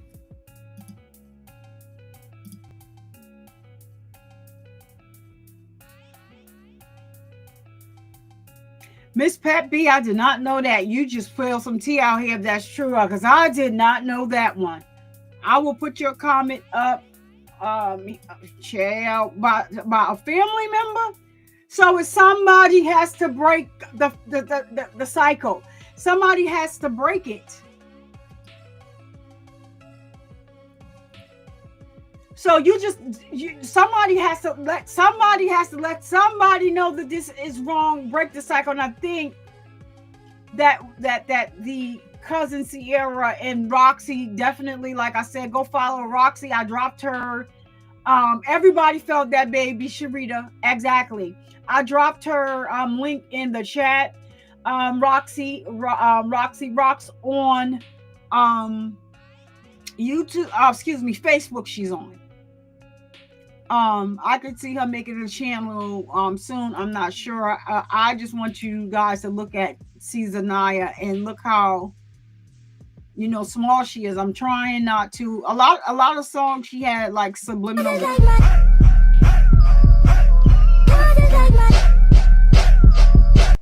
So some video she made, she had a lot of subliminals in it.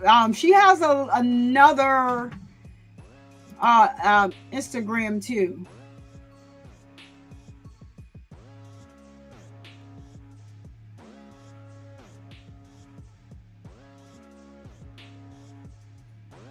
Just a baby.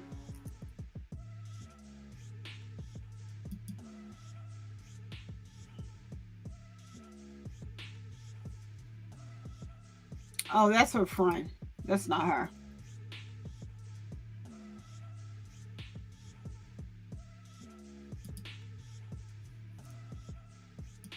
know what to say.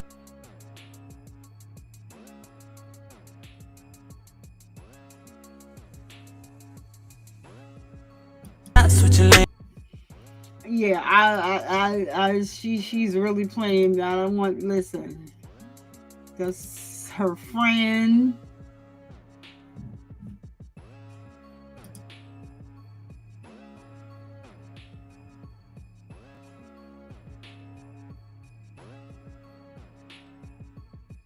And this was January of 2023.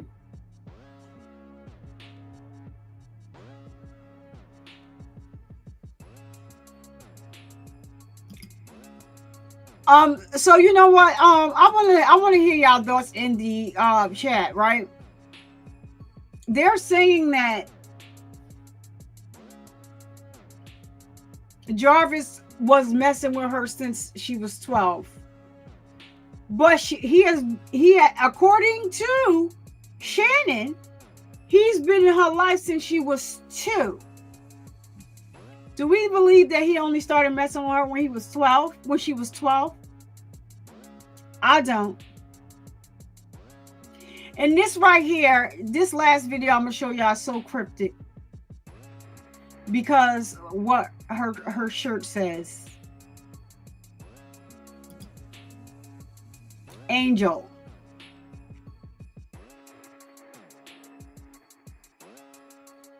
You see, it says dance if you single, and she stops.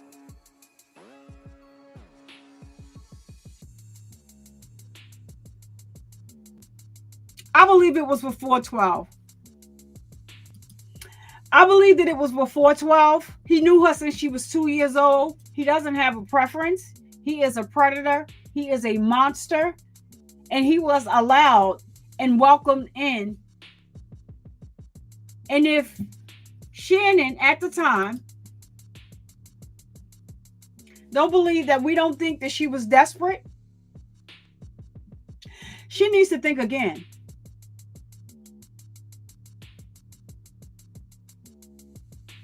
But what behooves me? What behooves me and bothers me is that I just lost my train of thought. I told y'all, chemo brain just sometimes it just takes what I'm about to say right away. It's just something that I can't change. And I've been living with it for almost 18 years now. So yeah, it'll come back to me. Because something behooved me about Shannon. This is not what I was gonna say, and then come back to me yet. But I want to know why, Shannon. Why are you so? Why do you have this arrogance about you? I'm confused. I'm confused about the arrogance.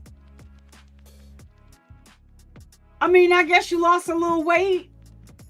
Yet you grew your hair out. But even when you was in the comments down there, arguing with people, they said Marquita had put laughing emojis under a comment of somebody's. They were talking about, Naziah and why didn't they, tell and save the babies? And she put a laughing emojis underneath. Further letting us know that they are okay with this. The grandmother knows her way around CPS. And the grandmother knows how to hide predatory behavior. And she's taught her daughters well. Maybe Naziah's mother is the child that lashed out. Maybe that's why she doesn't like her. Maybe she said something. Maybe that's why the mother doesn't like her. Maybe she confronted her because she 7 Mile Radio did an interview with her, and she she pretty much shows, I don't want to show all his videos. I just wanted to show that one because I was watching it and it bothered me so much. So go over there and sub up to 7 Mile, and you'll be able to see the videos over there. He's interviewed several of the victim's family, of Naziah's family, and Shannon called into one of those shows.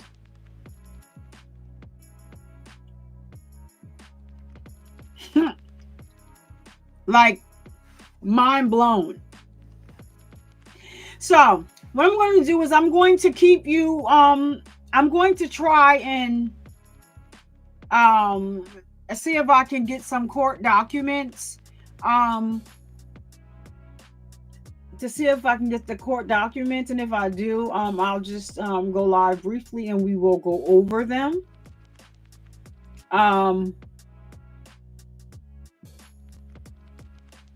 And so I will let you guys know. I'll post a thumbnail or something, or I'll go live. She admitted in court that those texts was from her to PDF, and she said she knew what was going on with Naziah. Who said that? Shannon? She didn't say that. So what she said was, first of all, some of the text messages she said weren't hers until they had to basically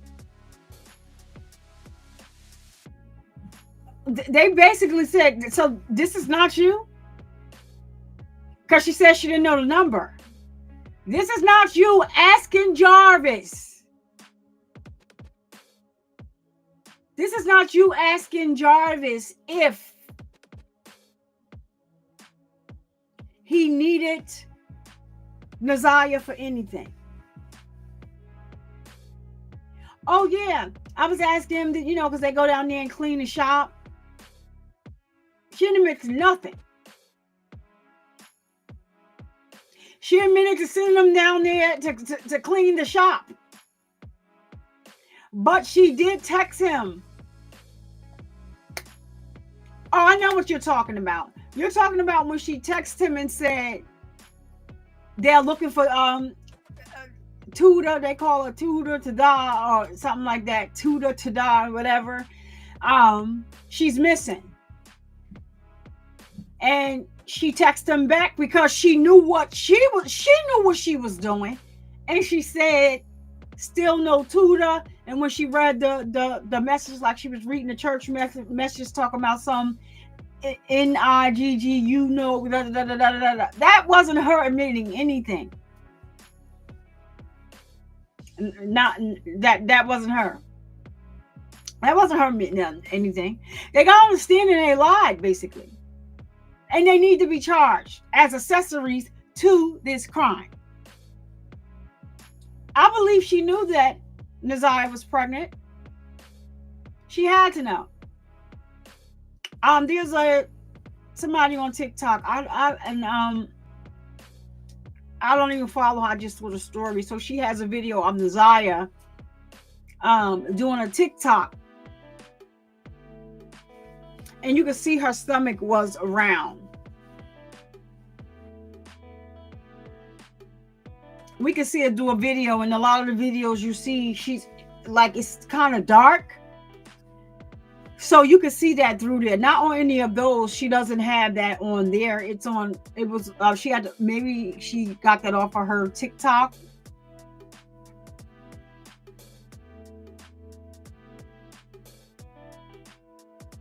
But the thing is, this man unalived your niece, and y'all still covering for him. And then the mother want to act like she don't know him. Stop. His text messages say different. He was all up in your house.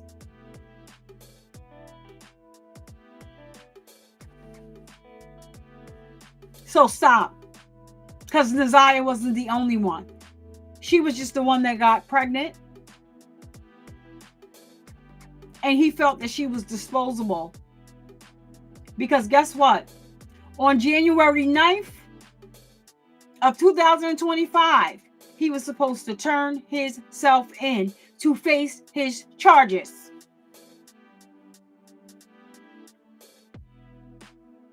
He asked for an extension because he had another legal matter that he needed to handle. I'm with the prosecutor. The legal matter was he needs to get rid of that baby, make sure that baby didn't come into this world, and they find out and realize that, well, they already knew that he would be the father. But someone else said, and this is not something that has been confirmed or anything like that, but they were saying that when Jarvis started trying to mess with the cousin that got on the stand, Naziah kind of drew the line there and was ready to talk. So to the counselor at the school that ignored her, fuck you. The day she was unalived, she was on the floor begging to speak to a freaking counselor. And they failed her. They did not speak with her. I believe that she was going to tell her. I believe that Jarvis gave this girl something prior to her going to school. That was another reason why she was laying on the floor. And his sister got on the stand and testified that she saw she saw someone getting in and out of the car. She knew it wasn't any of her nieces. So she just didn't think that. A lot of people is giving the sister flack. I'm not going to do that. I'm extending her grace because what she did do, and this is how you further know that Shannon knew about what was going on.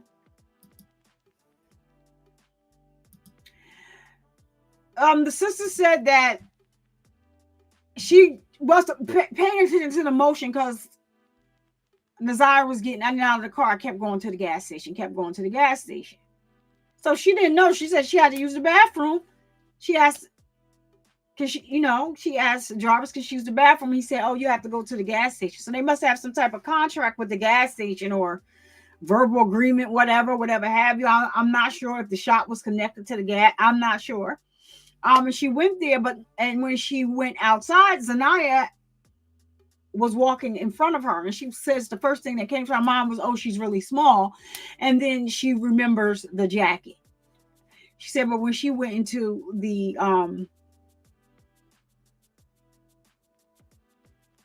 when she went into the gas that's behind her, she said she went one way, Zanaya went another way. So the one thing I will say is, if she did know that her brother was a PDF, and I believe that she does, I would have asked her, hi, who are you? Oh, you know what? She said she asked Jarvis, and Jarvis said that it was King's niece. And I guess she just was okay with that answer because I guess him saying that the child was here with King and not him. So she did speak to Shannon. She did speak to one of the other children's mother. And after she spoke to them, and you know what? It probably is 7 Mile Radio Podcast. Shout out to YouTube. Shout out to the moderators. Shout out to the subscribers. Shout out to the YouTubers, the true crime YouTubers. Shout out to the people that do podcasting. It's still all YouTube. Shout out to everyone that participates in this back and forth. A lot of people, you can't say thank you to the subscribers enough, because a lot of times your subscribers, they believe in you. They're looking for you to bring them a story, but sometimes they want you to do the investigative work, and they may have something that they bring to you, and you look into it. And so everybody's all working hand in hand. So shout out to the whole YouTube community, not just us content creators. Shout out to you in the chat. Shout out for all the moderators that do what they do. The moderators also my moderators anyway, they'll send you little stuff. Hey, I saw this. Hey, did you see this? So shout out to everybody that's in the chat right now. Just shout out to us all, for bringing the awareness. Shout out to everyone for wanting to be educated. Shout out to everybody for wanting to see justice happen.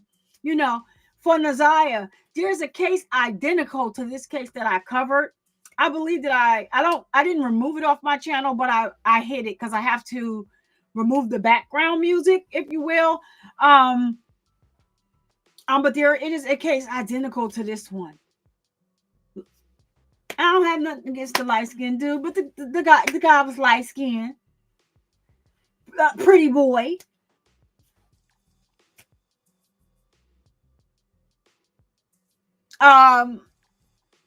Horrible. The case of Ayanna Sawyer. Horrible. I may just rewatch that. Do a rewatch on it after all of this is over. And once I'm done with this, I may do a rewatch, or maybe I'll do a rewatch during like the weekend or whatever or something. I don't know. But I like it. This case has me like consumed and wrapped up right now. It has a lot of people. It has the community consumed and wrapped up. But the case is so identical. I want to know what is being fed to these PDFs, to these narcissists out here that gives you the right to unalive young girls because you've impregnated them. Sad. Ayanna Sawyer, straight A student, impregnated by her aunt's husband. They were pregnant at the same time. She had a very promising future, very loving mother, father in her life, even though her mother and the father were not together. But Jonathan Quiles, you preyed on this little girl. The cases are so identical. It is crazy. And how Jonathan unalived Ayanna. Crazy. Told her they were going to run off, be together, knowing that his wife was home pregnant, and knowing that he was going to end her life this day that he picked her up from school early. He's so smart and narcissistic that he's stupid. Ayanna liked the pink brand from Victoria's Secret. They have the sweatsuits, everything. She loved it. It was one of her favorites. She had 38 pair of underwear with her when she left home. So when they asked this dumb guy a question, when they finally realized, because her mother cracked the case, same thing. He was giving her some herbs. And you know what? I wonder if Jarvis looked into that. He was giving her some type of herb capsule to terminate the pregnancy. He had told her to take it. She didn't. She put the capsules in her closet. Her mother found them.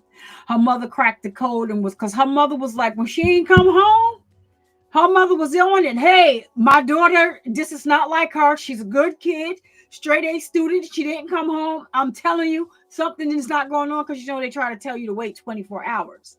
Her mother was like, nope. Something is going on. Something is going on. So they had a group chat, family chat, where they would plan events for the family. They were very family oriented. So she went and stayed with her grandparents on the father's side for a summer. When she came back, it is when he impregnated her. All she would tell them was she was pregnant by this guy named Jose. And they kept trying to figure out who was Jose. They would try to get it out of her. They had named the baby Hazel. Everything that her mother said, it was, up to her whether or not she kept the baby. She wants her to know it was a lot. but she didn't want to make the decision for her to terminate her child, her child, if that wasn't what she wanted. She wanted to keep the baby. The aunt. Now, this is the family that you want behind you when you're going through something like this. The aunt, her older sister, she started doing research. Oh, she was at her grandmother's house from this time to this time. She came back, and then she was over at Jonathan's and her sister's house. She got on in the chat. Hey, I think I found out who Jose is. Jonathan, I think you are Jose. He's in the chat now. He's appalled. What do you mean? Well, they're saying some crazy stuff is what he said to the cops. The cops trying to talk to him about this. He trying to talk to them about that. Long story short, he picked this girl up from school, brought her to his job, had this girl sitting in his car while he finished working. When everybody left, he pow-powed this girl. He tried to strangle her, but he said he couldn't do it. So he just powed her right here, rolled up in the rug, put her in the garbage dump, called the people to tell them that the garbage dump was full. Those people come and lift it up and take the garbage, and took her to a landfill. They weren't able to find her body, but what they found was the underwear. They found the book from her school with the school name on it and all this other stuff. They never could find the body. And they went out there, they searched, they couldn't find it. But he got life with no parole. You know who told on him? His brother.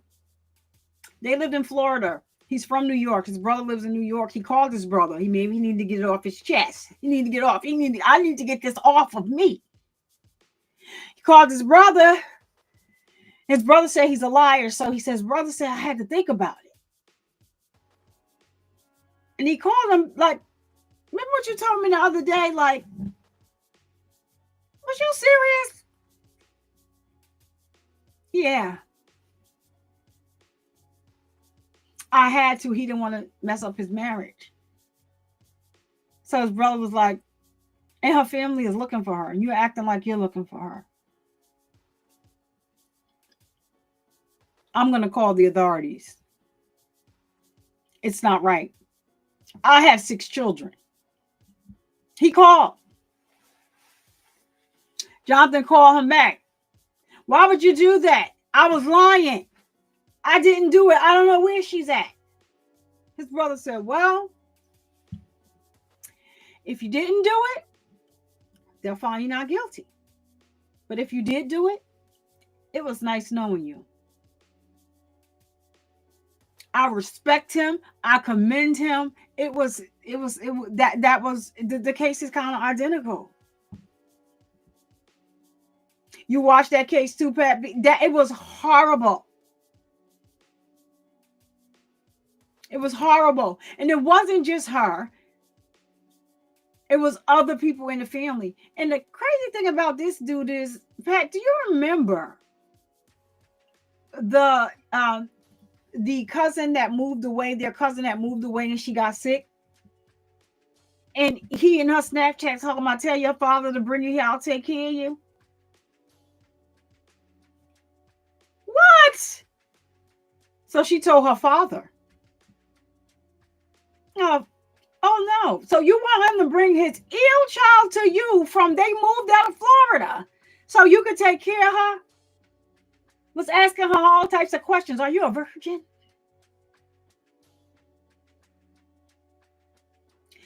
So yeah, these things happen in our community more than you know. Nessa C, thank you so much, girl. I love you, girl. Thank you for all your support all the time. So these things happen in our communities all the time. We need to be aware. We need to keep our eyes open. We need to keep our eyes open to men that are lurking in our communities, especially in the communities where, we have, people have to live because they don't have money to live elsewhere. Pay attention. Pay attention to the Joes, the Johns, the Jarvises that hang around. Jarvis's thing was he was going around looking for vulnerable women that had low self-esteem, that had access to children, put his charm on them. I don't know what charm, because I wouldn't even give him the time of day. Who you talking to? You better go on. I don't give a dag on what you are a part owner of. And look for those women to prey on their children. And in interrogation, he laughed when the detective said, so you got a girlfriend, baby mothers, you got a fiance, you got all this, that, and the third. And he thought it was so funny. He thinks he's a ladies' man. No, you are a punk. You are a punk.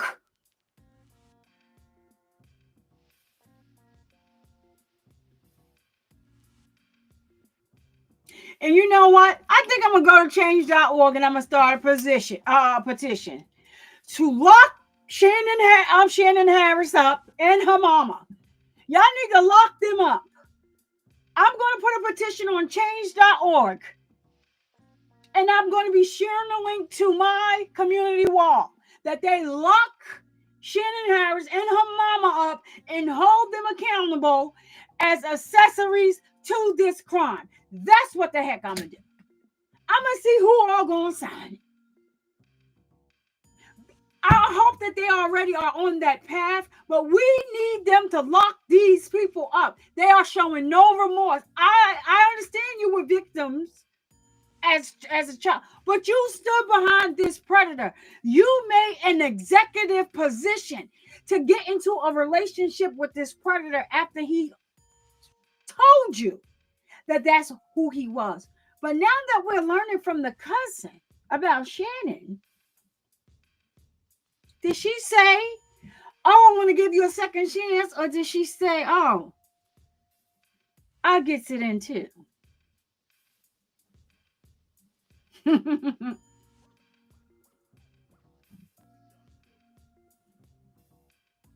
Did she know? Did she know that he was going to possibly try to do a home termination? This is all the stuff I think about. Did she possibly know that he was going to try and do some type of home termination on Isaiah?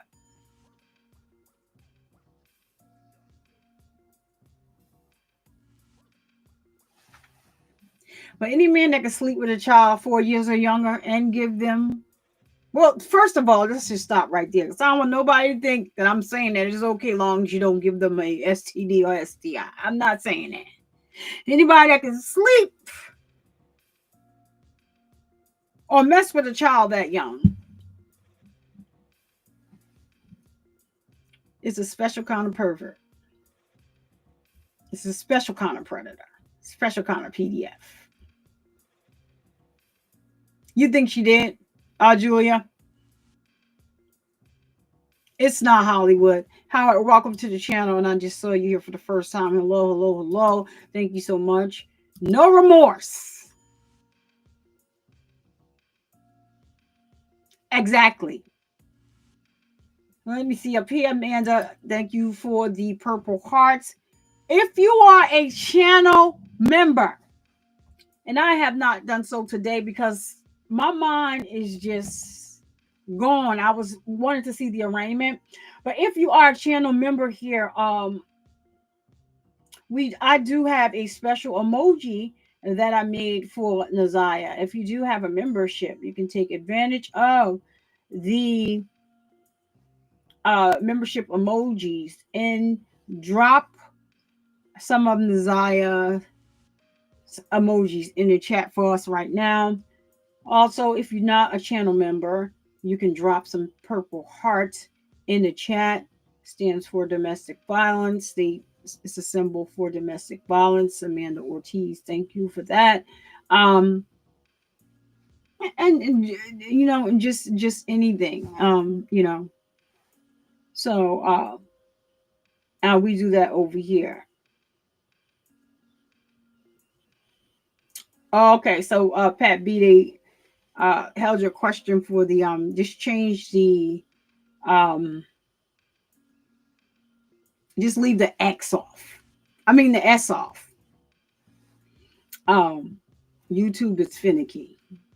And they hid uh that message. So whenever you're using like curse words, you have to misspell them, use acronyms or stuff like we can't when you hear people say unalived and red rum, it might sound crazy, but even though they allow them to cover red rum cases on here, SA cases, you can't say it on the channel. It's weird, but yeah. Um So yeah, and anybody wanting to become a channel member, you can laugh. If you could drop the link down in the channel, it's definitely up to you. It's voluntary and not mandatory. But you do have the option to do that. You do have an option to support the show. If you like to do that as well. Um, it's greatly appreciated. And hit that like button for free. The like button for free. So we can get this video out into the algorithm. It will definitely help. And so as I stated, the arraignment was not televised. I'm going to be checking back periodically to see if they updated the court documents, and I'll put the documents on my community wall. That's what I'll do. I'll put the documents on the community wall. I may or may not go live and just to go over them. I know a lot of people are invested and want to know what's going on with this case up to the minute. And so that's what we want to do. We want to make sure that we keep you informed. I want to be informed over here as well. So I thank you. Yeah, Pat, it's really weird. It's a lot of words they don't allow us to use on here. But yeah, so touchy with real words that are in the dictionary. Yeah. They I mean it's really I guess it's like you wouldn't even believe, like, so say if I'm putting something out to you guys to let you know that I'm going to be going live to do this, that, and the third, and I put it in a description and I use one of those words in the description, they will flag it at the top and like, oh, you have how many flagged words in the description and you have to remove, and they highlight them and you're like, oh, okay, I forgot about that. I can't use that, but it is what it is. You know what I'm saying? It's crazy. So I'm going to stay up to the up to date and keep you guys updated just in case I get the paperwork. JT, I don't know, JT, so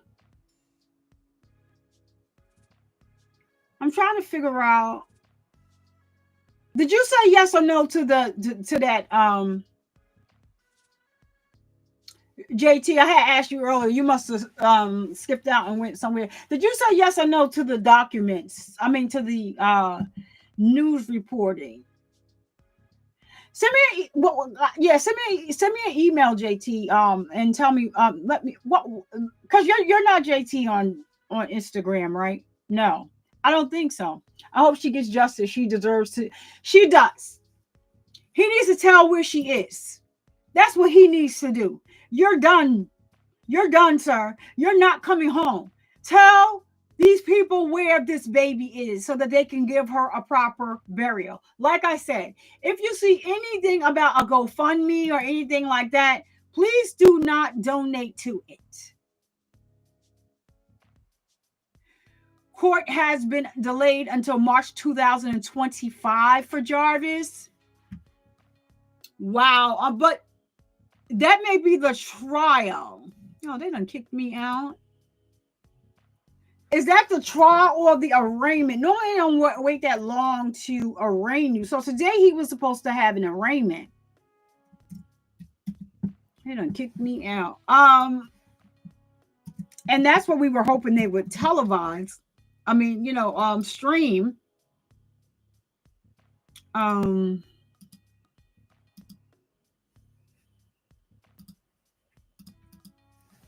All right. Every time I come here, they done kick me out, and now you gotta go back through all this again. Let's see.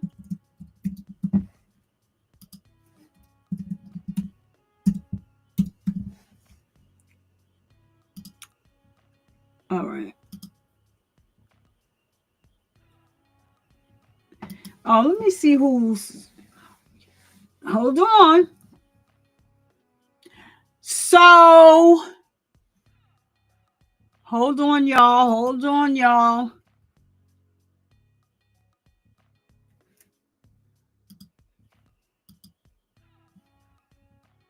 Okay. Oh no. Hold on, y'all. It looks like because this he only had 4 charges this morning. Why is this?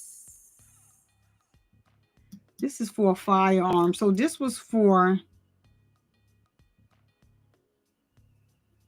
This is what he had. They updated this system, but I don't.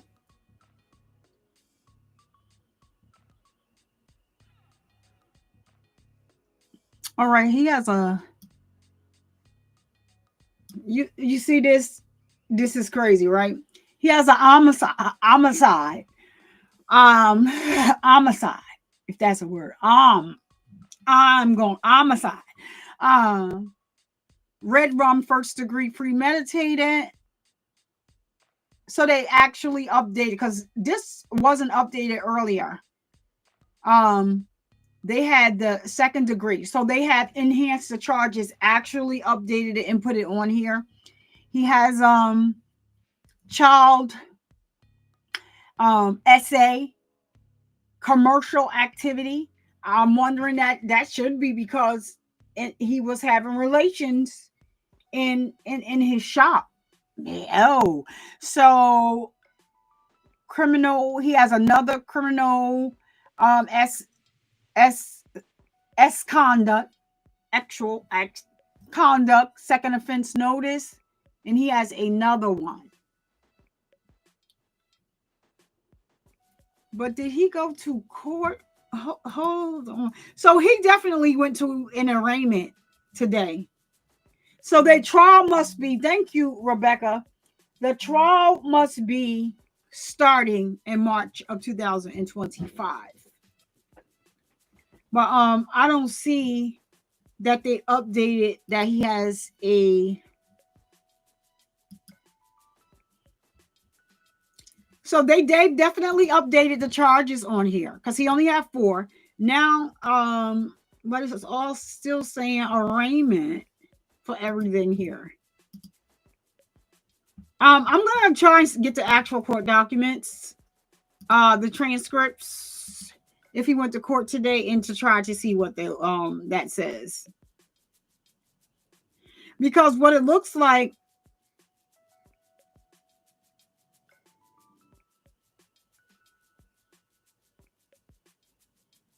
So they updated like his a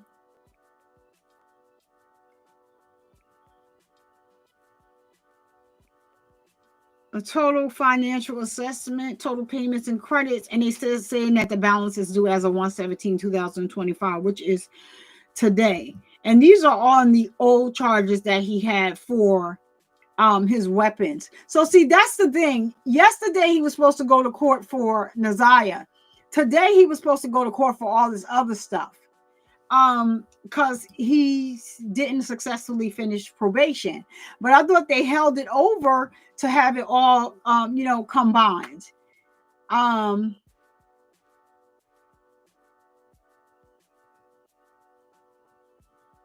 So he does have the 4 cases, but why did they add these 3 back up top?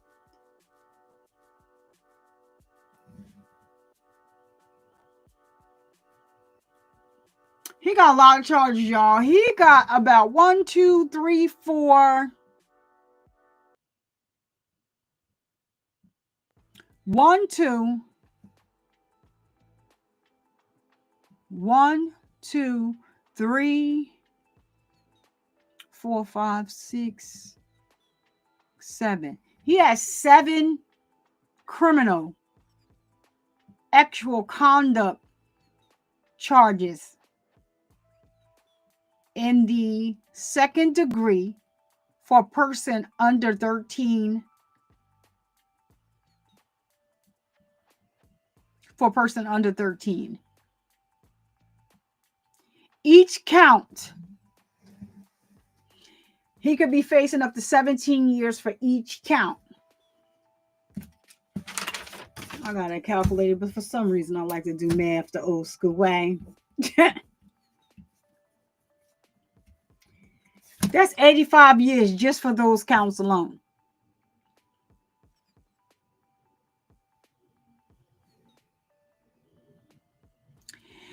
So for the other, he has 1, 2, 3 criminal actual conduct second offense charge notices. These are not minors. It doesn't say next to these that these are minors, but he has them. Then he has the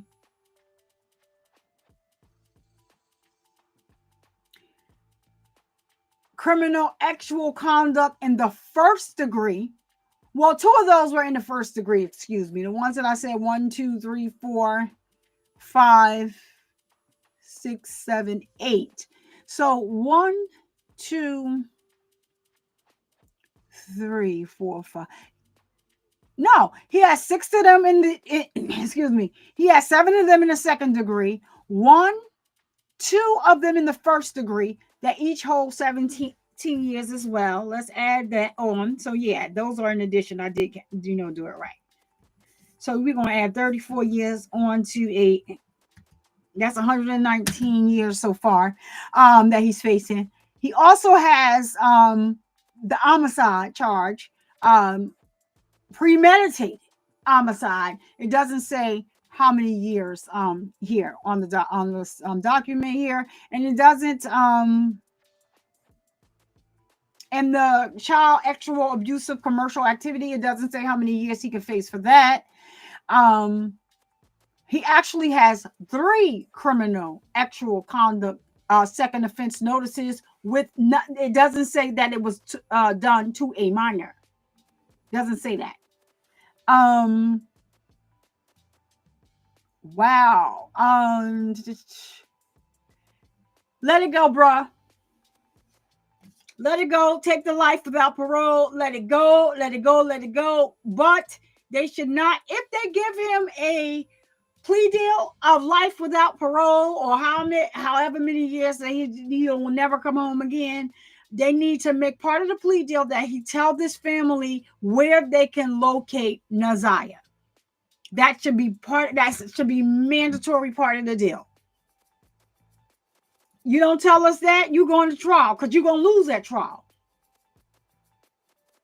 The circumstantial, he got more evidence against him that's overwhelming without a reasonable doubt than why N.W. Melly got him 2 daggone red rum cases.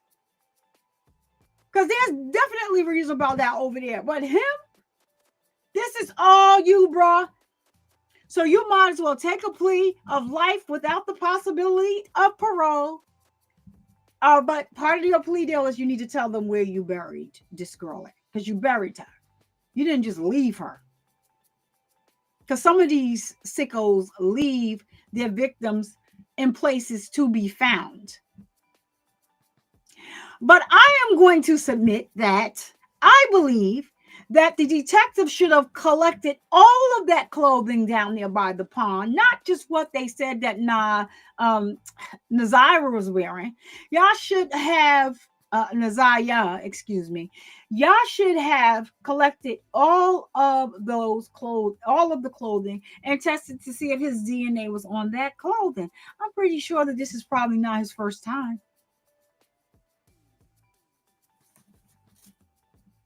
And I know it's a lot, but oh well. Nobody's saying that y'all gotta test it all in one day. You have this, you have the clothing and the sneakers that belong to Naziah.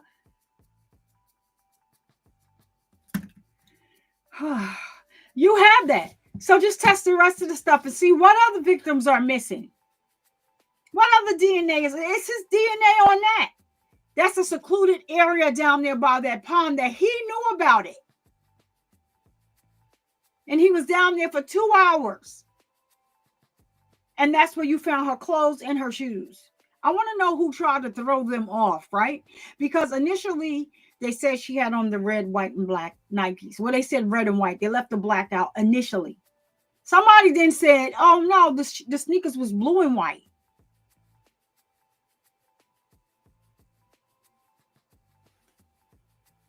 And so when they went by the pond, they were looking for blue and white sneakers. They didn't find them. Her sneakers were right there. So another detective went back down there by the pond and decided to send a picture of the sneaker to Nazia's brother. I was trying to find out how old her brother is. I haven't found that information out yet. And for his privacy, and they needed to talk to Nazia's brother because Nazia's brother said that he had been doing this to Nazia for a while. Nazia's brother started running away. Why? That's a good place also for these detectives to start. Speak to her brother and ask him, why was he running away? Why did he start running away?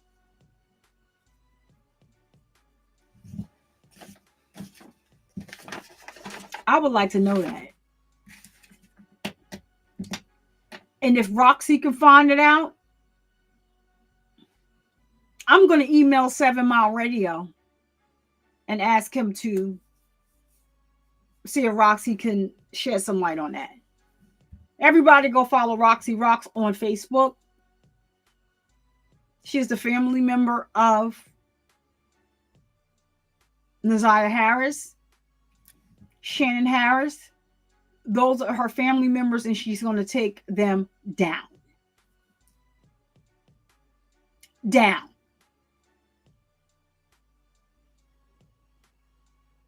She's not playing. She's giving it to everybody. Oh, CPS, y'all want to call me now. Oh. You didn't want to call me before, but you want to call me now. Sustain overrule. Sustain overrule. What's up, girl? What's up? What's up? Everybody goes up to sustained overruled. She is an attorney. Down to earth attorney. That is very funny. Don't go there thinking you're going to go over there and say what you want to. Sustained overrule. Sustained overrule is a little snippet. She bites back. I love sustained overrule. Lady Justice, I'm seeing you for the first time. What's up? What's up? I tried to tell somebody that they tagged him up. But he was tagged up in the court already. Did you see him walking in there with the lamp? Living there, he already had like some little, like they don't care. Like it doesn't make a difference whether they put him in protective custody or not. If they want that ass, they're going to tap that. He going to have it hard. He messing with females 1 to 80, crippled and crazy. He don't care what it is. And so, I don't wish the death penalty on anybody. I'm not God. But Jesus be a bubba. And that's all I got to say about that. You like playing with little girls? I don't know how long he gonna be here. I don't know how long he gonna be able to. They better have him on some type of unalived and watch.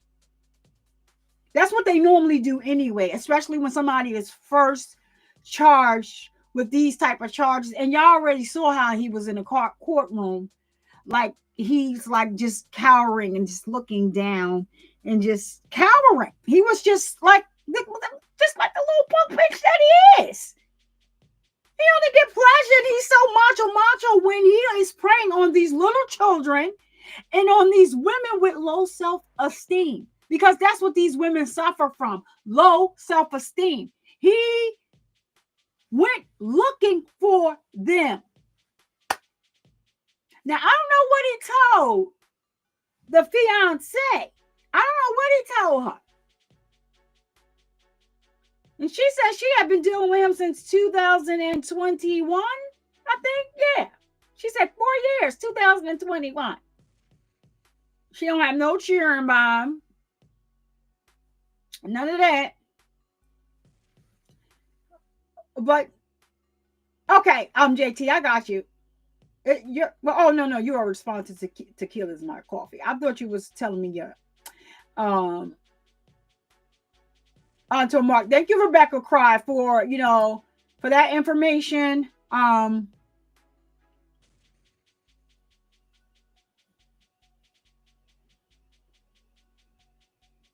No, so I believe that they did have they may have had just a they probably arranged him and didn't live stream it, because they definitely updated this little site that I'm looking at. So he probably did get arraignment, toe up or not. They just didn't stream it. She said the court was postponed yesterday but for the arraignment today, it was still in the system. So they probably did it and didn't stream it. Leisure Lee, hi, how are you? Yeah, he was limping in and out of court. Yeah, he was limping through for the whole preliminary hearing. He was limping. You feel sorry? Not me. I know you don't. I'm just asking because I just wanted to ask. I don't. No, so it was not going to be a trial anyway. They're not going to start the trial like that. So he had a preliminary hearing so that they could determine whether or not they had enough evidence to bring him to court. So the judge decided that they had enough circumstantial evidence to go forth and bring his behind the trial. So he was going to be arraigned today. So normally during arraignment, they read charges, see where everybody's calendar is clear, and they agree, try and agree on a date for trial. So if you did go to an arraignment today, they probably agreed on the March 2025 date, and I will see if I can get those court docs. Now, sustained overrule once, said that I should go and get my, what did you call it? Sustained overrule, my soft license in California or something like that. Yeah, California is burning up. Can they moving somewhere else? And prayers go out to them in California suffering through these wildfires and stuff like that. I pray for all the families over there, all of the people that were lost. And, and I pray for their strength and things like that. I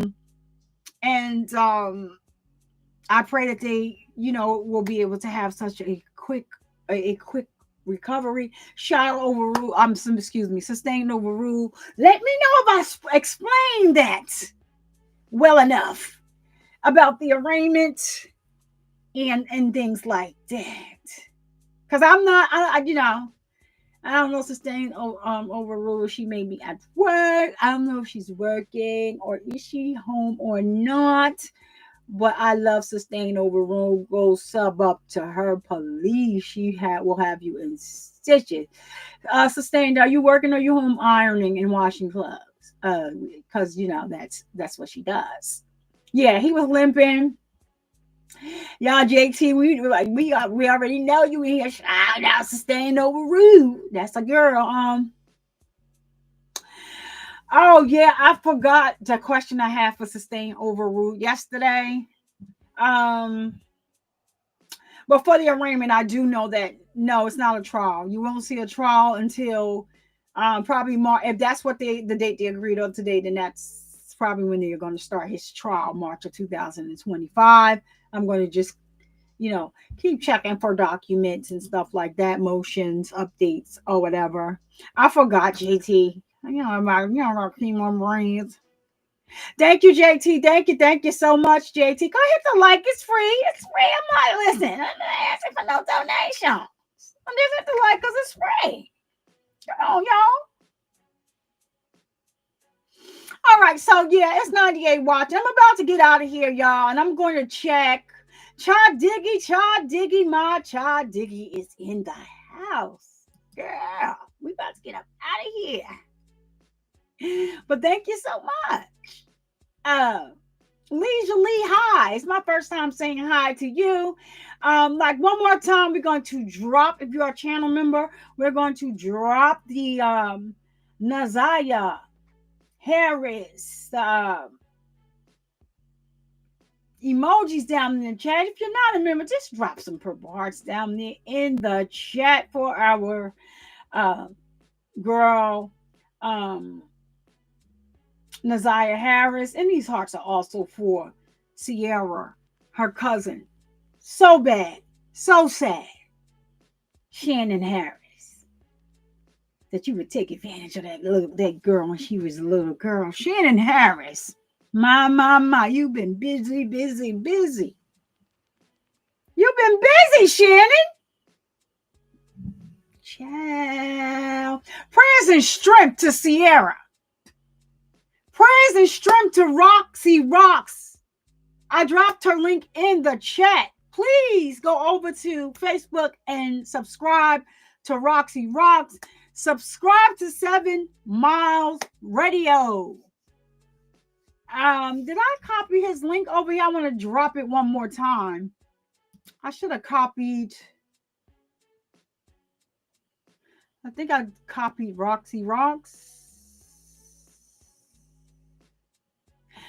I thought I copied both of theirs, but I didn't. So shout out to them all. Cha Diggy. Are we going anywhere today? Cha Diggy is. Let me look over here and see if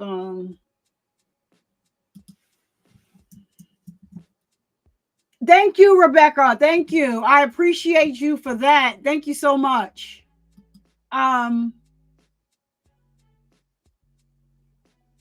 Okay.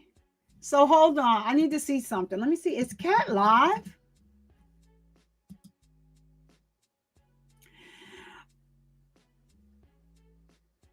Okay.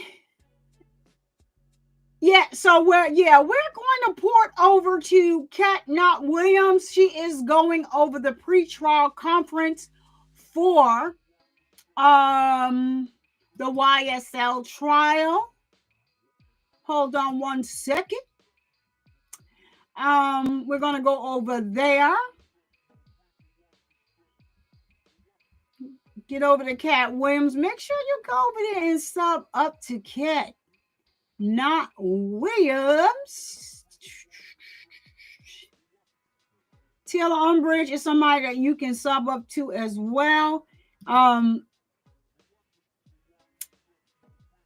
Diggy, if you can drop Taylor's link in the chat, we're going to go over to Kat Knott Williams today.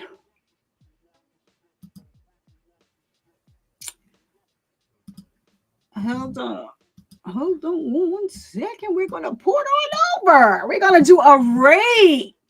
And if you're here, just hit the like button and subscribe to your girl. I will be covering this case as it moves forward, and I will try to keep you all updated on any updates that I find out. Yeah, I wouldn't work either if I wasn't in the right spot. This is staying overruled. Are you in this chat laughing? Because I know what I don't see. I just know that. Tat. Wait, hold up. Wait a minute. Put a little bit. Tat. What it do, Tat? What it do? What the heck happened, man? Hold on, Tat. Hold on a minute. Let me see something. What's going on here? Why is this not hold on. Because I thought I took care of the let me see Ted. Oh, okay. Yeah, it's done. So yeah, I thought that I was seeing, not saying anything. Like, wait. I did put it there. So I did shout out to Chad Diggy for that. Chad, thank you for always being here and supporting your girl. I'm starting up a PI team. I think I want to work with JT to head up the PI team with me. If I think I'm going to do that one there. And then, okay, so now here we go. Customization. Redirect. Oh, wait a minute. I didn't do it from here yesterday, did I? Oh, yeah. All right. So here we go, y'all. We're going to report over to Catnut Williams. All right. And so before we do that, I just have to end JT, I need you to because I'm not sure. Can you send? I'm gonna send you. I got your email. I'm gonna send you an email. But it's probably gonna be later because I'm gonna go over here to Cat real quick, and then I gotta run out. So I'm gonna be back later on. So it wouldn't be me if I didn't end the show by raising awareness that men can get breast cancer too. Because of the stigmas associated with the word breast, over here we have started using the term peck and or chest cancer. Let's continue to break the stigma and spread awareness. And to my ladies, please make sure that you are getting your mammograms, filling up on your boobies to make sure that you are all right. All right. And don't you dare let anybody come into your house and disturb the peace that passes all understanding. Don't forget, you can become a member. You can click the link. I'm sure Charles Diggy is hearing the sound of my voice. Tat laugh. Any moderator that is in the chat. You can become a member and take advantage of the member channel emojis, or sometimes I may upload a video or do a live for members only, and you will be included in that. And we love you over here. I will see you in my next live stream, or hit that like, subscribe, and that notification bell. Set it to all so you'll know whenever I upload a video or am going live and doing a live stream. I'm Survivor Speaks, and I'll see you guys in the next one. Thank you for being here, and stay vigilant. Peace.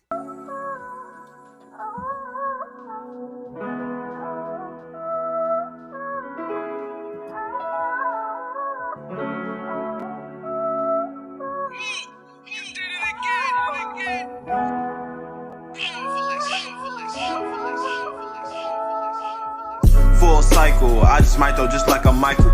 Mama gone now, I'm thinking death is not we entitled. And it was me versus me, them battles had to fight through. And when you way in the dark, them demons try to fight you. But you can't let them when you gotta see the damn light. Diabetes came from nowhere, messed up whole life. That's what I used to think, my mama helped me out. I got one there and